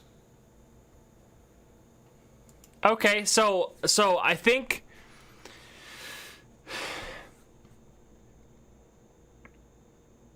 so right now this homily is good. In order to get better, I think it would just have to be more succinct in some parts. I think the ending, because a lot of times what I like to do is I like to summarize the whole homily just very briefly and then end with a conclusion. And I think the ending was good, and I knew where I was going. I knew where I was going to end. We're going to be a people of encouragement, a people encourage, and we're going to go encourage others. But I think I trailed off maybe a little too much. I think it could have been a little more succinct. I think I could have summarized the end with maybe like 2 lines. That would have helped. A succinct ending to this homily would have been very nice. What do you guys think? Well, that's my first thought. My second one is, I don't know if I needed the parent analogy. What do you guys think? I think the parent analogy was good, or was it not needed? Because the analogy was supposed to help explain the whole, our strength doesn't come from ourselves, but it comes from our relationship. And look at, it was explaining, because we're celebrating Ascension, so it was explaining how when we see Jesus go, we enter into a new relationship, and we see our humanity go and enter into this relationship. And we have hope that we'll achieve that goal. The goal that we're striving towards now, that we're already experiencing ourselves as we're united to our God, but that goal that we're hoping to experience in heaven, that most intense kind of union. And so the parent analogy was supposed to help, like, concretize that point, that the relationship is what gives support and courage so that we keep moving forward. Maybe it was necessary, maybe not. I'm just trying to think of like what things I could have done in order to help condense this homily a little bit. Condense it. Because honestly, I like this homily a lot. I thought this was one of the best ones we reviewed thus far, to be honest. I thought all the parts, it had good flow. All the parts were were pretty succinct, well thought out. It was a little long, but I think a part of it was me trying to like get to each point, and maybe that is where I could use some improvement, but you also don't want it to be too fast, so some of the pauses were good. Maybe the beginning was a little bit too drawn out. Maybe I could have just gotten to the aha faster. Like, we all know the season. Do I need to describe this feeling as much? But I like the way I started. I liked, like, there's a feeling settling on your shoulders. You know, it's like the intro to a movie. In a world, there's a feeling that settles in. There's a feeling that happens and settles on your shoulder. Discouragement. Coming in theaters 2020. I don't know, I like the start of it though. That was actually one of my favorite starts of a homily. It was it was very similar to the step. The step homily, one of my favorite parts about that was the beginning, where I point to the step and I'm like, that step? You see that step? Not like that one. Not the one down there. But that step? I love that step. I love the intro to that homily. It was so good. And I think this was like similar. This was similar for me. But I don't know, as far as improvement, I think mainly it's just I have the same kind of problems where I do 2 things. I trip over my words, which isn't it's a longer speech, so it's just gonna happen. But like I naturally have problems sometimes saying the wrong thing, and then I'll saying the wrong thing and then correct myself like that. And then the other thing I do is I second guess how well I conveyed the message. And so I'll say the same thing again because I'm doubting that I conveyed it properly. Or I'll fight mentally with myself on a single term to see if it's precise enough. And a lot of times that takes time and just it doesn't help the situation.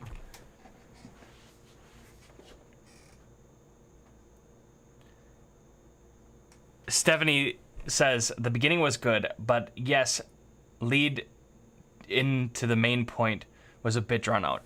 Yeah, I don't think it, maybe that's the other point. Maybe it's the beginning and the conclusion that kind of needed a little more tightening up, because it was good, but I maybe didn't quite need all of that. But I think a part is, like, mentally I need that stuff in order to get to where I'm going next.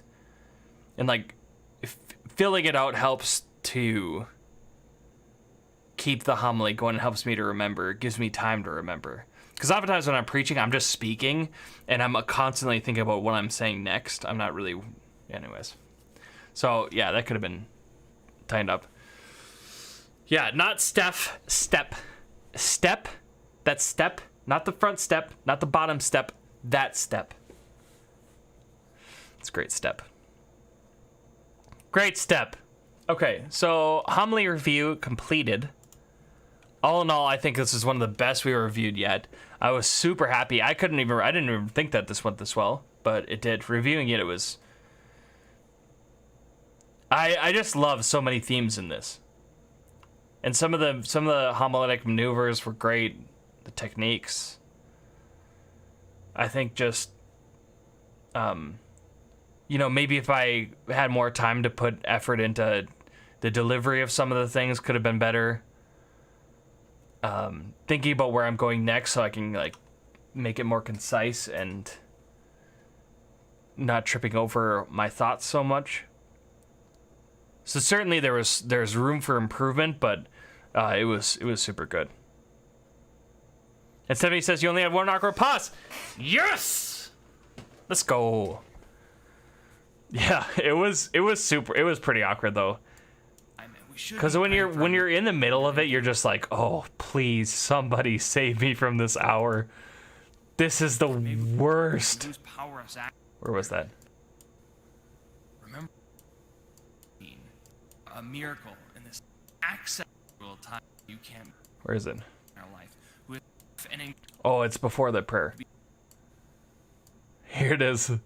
So even if Let's all endure the pain together again. If we know our Father is there, if we know this new relationship that we've entered into, you guys ready? Our own strength. Here it is! Oh! It's painful. I'm at this point, I'm just like, okay, this is just way too long. Everybody's noticed that I've lost my train of thought. What's happening? But here's the thing. The worst thing you can do in a moment like this is to start just talking randomly.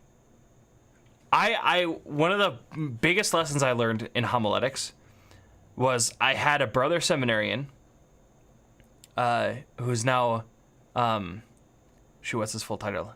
Father Elisha of Christ the High Priest, I think is his full title, which is a dope title, okay? He's a Carmelite. And one of my most memorable moments is every time somebody had a pause like this, including myself, I would always just talk. I would just keep talking until I found my way back to the topic. And so did everybody else. He was one of the only people that I've seen control himself in such a way where he forgot where he was going and he just paused, looked down, didn't move, didn't fidget even. I mean, it's kind of like his personality was super, super calm. Like if I had to guess, phlegmatic, but just like always level-headed. But he just like looked down. He was calm. He didn't fidget. He just paused for the length that he needed, and then he continued. And ever since that moment, I've like when I can't remember where I'm going, I remember that, and I just don't say anything. Because it's brutal, it feels bad, and everybody else notices it. Nobody likes it. Nobody likes to go through this. But what's worse is to keep talking. And then I'm like, oh boy, please remember where you're going. And then I just... So how do we live this practice? At this point, I give myself enough time, and I'm like, okay, I just gotta... If we know our I think it's somewhere in this direction. Relationship that we've entered into, and that Jesus is with us always, even to the end. All right, this experience is one more time. Then all we have to do is look at his face, and we can move forward, even if we doubt our own strength. Here it is.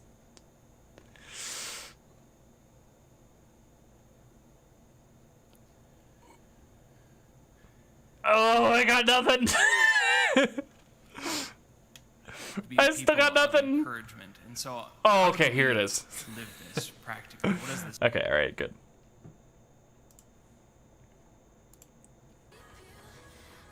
Well, there it is, everybody.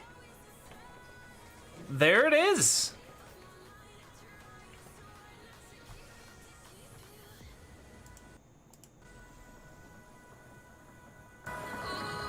Is this gonna be a good drop? This is the question. Is this gonna be satisfying? Oh, it's building? It's building?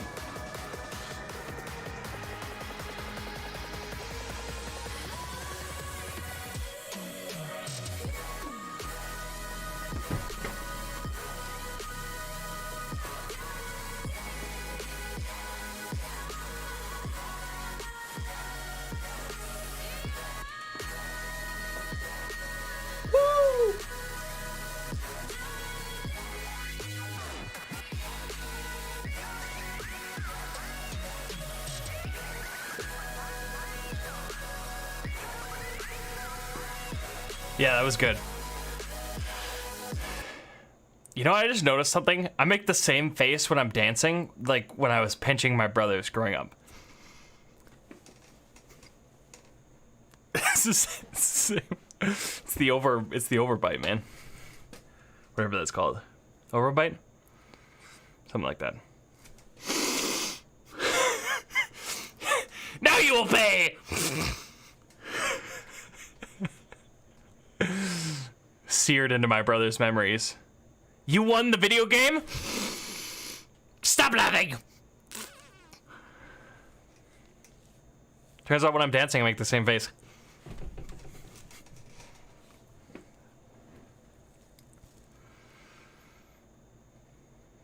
Actually, not a bad drop, though.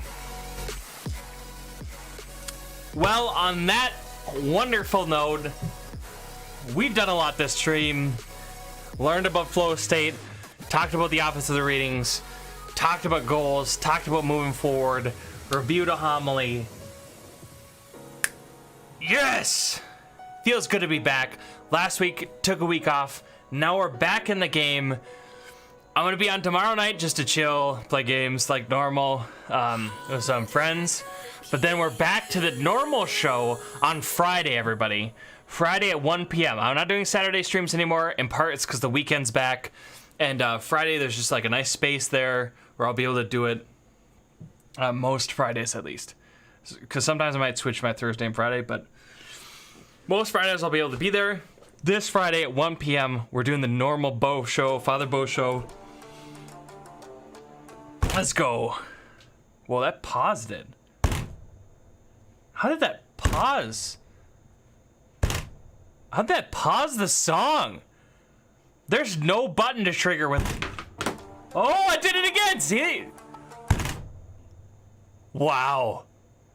Is everybody seeing? Is everybody hearing that? You guys can't see it, but how did I do that? What is it switching? Is it hitting like somehow hitting my? How did that happen? Wow. Okay. Well, it turns out I have magical powers when I slam my desk. I don't know how I did that, but that was magical. All right, everybody, let's close in a prayer. Let's close in a prayer. I gotta remember to open in a prayer, and then I think even daytime prayer during the show. That would be great, but right now we're just gonna close in a prayer. Okay. Before we enter into prayer, let's remember that we're always in the presence of our God.